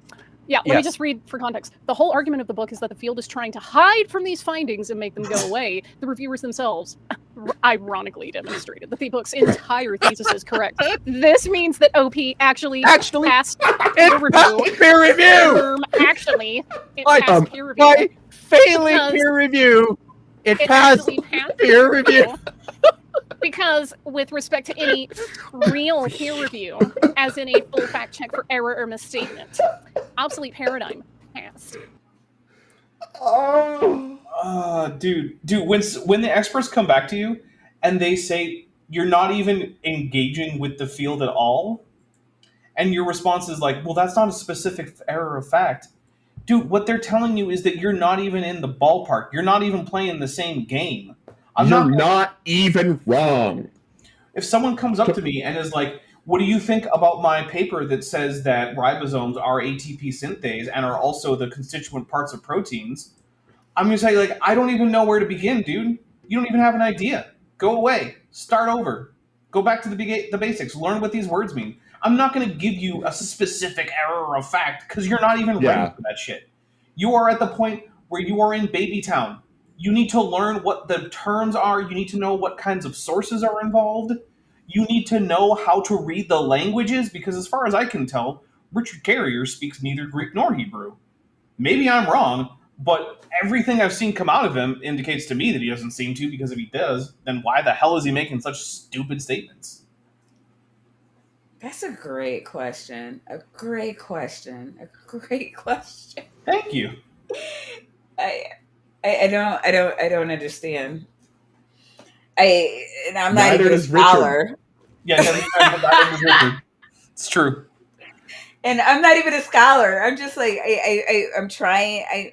And even in the chat, we have Richard Carrier's like most like sworn enemy, even giving him a little bit of props. Kip Davis is saying that Carrier's Greek is passable. Oh, well, hey, good for him. Yeah, see? Like, academics are willing to give people the credit that they deserve, which should make it a little bit remarkable when we categorically reject any credit because they don't fucking deserve it. Like, it's like somebody coming in to a discussion about quantum mechanics denying that imaginary numbers have any utility. Like, we're just like you. Mandy, if they had utility, then why would they be imaginary? Come on. It's not a So- great name, I will admit that. Stephen Wash is dropping dimes in the chat.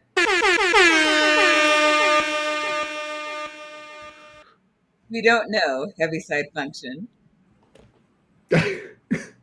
I don't. The Heaviside function is a function that is 0 at negative numbers, 1 at positive numbers, and depending on your convention, it can be 0, 1/2, or 1 at 0, or undefined. Ooh, I like undefined. It's good stuff. Yeah, so I don't know exactly how to interpret that, but I don't know. Like, so yesterday I was half listening to that while trying to put together a dresser, and I don't know, it's words. those Swedish dressers. Yeah. So God damn it. Dapper, Yes. who are you? Who Where are you? Where are you? I'm And Dapper. what do you have coming up this week? I'm in Tucson right now. God. Aren't you always? No, sometimes I'm in other locations. Sometimes he's out at sea. In the Well, Navy. I haven't been doing that for a while. It's like he hasn't been in the Navy for years. I think the last time I was in it. I think the last time. Sometimes. I think the last time I was in a significantly different location, I was in LA. No. But I've got a Oh, trip I'm sorry. Where do you? Okay, I'm sorry. I got a trip Where do coming up people find to Louisiana in a bit. Where Don't find do me. people find you? Not in Louisiana. Find me on the internet over on Dapper Dinosaur, which I think is linked in the description. It is. And then also Pragmatic Crystal, who's also an angel. Just put it in the chat. Thank you. So yeah, that's my main channel. I do have a second channel, Top Hats Off. What's coming up over on both of those channels are on Tuesday, I'm going to be streaming with Chesh. We're going to be talking about Lawrence Tisdale, who is a French-Canadian young Earth creationist that she introduced me to in the format of, hey, we should do a show about this. And I don't think she realized what that was a request for, but she got it anyway. So now for probably years, she's got a regular monthly show on my channel. Then on Thursday, I am releasing a premiere. It is a supercut of 3 other videos. It's a 2.5-hour video all about John Stanford's appearance on Eric Hoven's TV show, which is, I think, Creation Today. And he is arguing for the historical existence of Adam and Eve. And the great thing is, by the end of it, even if we accepted all of his arguments, it still doesn't lead us to the conclusion that there was a historical Adam and Eve. He couldn't even give an argument that, if correct, would lead to that conclusion. It was amazing. Then on Friday, over on Top Hats Off, I'm not going to be on the show, but it's on my channel. We're going to be doing part 2 of Destroyer of Worlds, which is a cinematic scenario for the Alien TTRPG. So if you like xenomorphs and people getting arms ripped off and eyes gouged out, which has already happened, show up for that. That's going to be a lot of fun. Then on Saturday, I'm going to be on with Kip Davis and Vishanti, so 2/3 of what we just saw. And we're going to be talking about Brian Thomas's reasons for telling us that the Bible is in fact historically reliable, which so far have been that some of the things that have been mentioned in the Bible seem to have been real, which, yep, that's true. It doesn't lead to the conclusion Brian Thomas wants it to lead to, but it is true that some things in the Bible are definitely real. And that's what's coming up over the course of the next week or so that I'm doing. Interesting. Oh, also, wait. I also, on Wednesday, I think at 1 p.m. Pacific, I'm doing a Volcanoes in Canada show. We're going to have Noel, we're going to have Kip Davis, we're going to have Chesh, and that me. was talked about last night. That's it. What? Oh, was somewhat it? extensively. Yeah. It was talked about somewhat extensively yesterday afternoon. Yeah. So I which I is contacted totally Langdon. not my fault. And Kip tries to blame me for stuff, but fuck him. I contacted Landon. He's up for it. So we're going to talk about the volcanoes that exist in Canada because, unlike what Kip Davis thinks, the volcanoes of the Rocky Mountains don't just stop at the northern edge of Lake Washington and then start back up in Alaska. They continue through that whole part of Canada. I am growing particularly fond of Dr. Kip Davis, who's written notebooks, Zero knowledge books. of math and volcanoes. And I look forward to seeing how much he knows about other things. This is what zero books looks like. Zero Zero. books. It's Yeah. Looks like this. It says, "When am I?" Because there are people who think otherwise. Kip Davis has written no books. Kip Davis has written no books. None. These are things you say when you don't read books. Zero pages. Yeah. 0 pages. So yeah, that's who I am and what I got going on. I've got a show like every day basically. So just come hang out for that. For $5, Stephen Walsh says imaginary numbers are incredibly important for Reactants. reactants. Great show. It's a physical quantity that comes up in physics. But what about impedance? It's related to impedance. I just wanted to say impedance. It's a fun word. Yeah. Yeah. Impedance, I like saying capacitance, and because it makes reactance. people sad. And inductance. Yeah. Can't forget about the inductance. Andy, do you have anything coming up? I never have anything coming up. I genuinely don't. Yeah, no. This week, the only thing I have coming up in the next week is at the very end of this week, our next episode of Bad Science Sunday. Because Bad Science Saturday occurs every other week. Actually, I had to cancel so I didn't realize my brother was coming out this way for his Is he your birthday. Flat Earth brother? No, I live with that one. Maya. I'm trying. I'm trying. Maya, So, I will pay him money. I'm trying to get him to talk to you. However, I'll do it without recording it. You're not a Christian, so he doesn't trust you. So baby steps. I will introduce him to my mom first. Everybody likes my mom. Everybody, yeah, and she's a Christian. Everybody likes my mom. Everyone does like your mom. Your mom is lovely. Can't say a negative thing about her. And if anybody tries, they will have to go through me. Thank you. I appreciate that. But me too. But I know. I'm sure you too. But no, she's a lovely lady. But yeah, I like begging him. I'm like, please come on my show.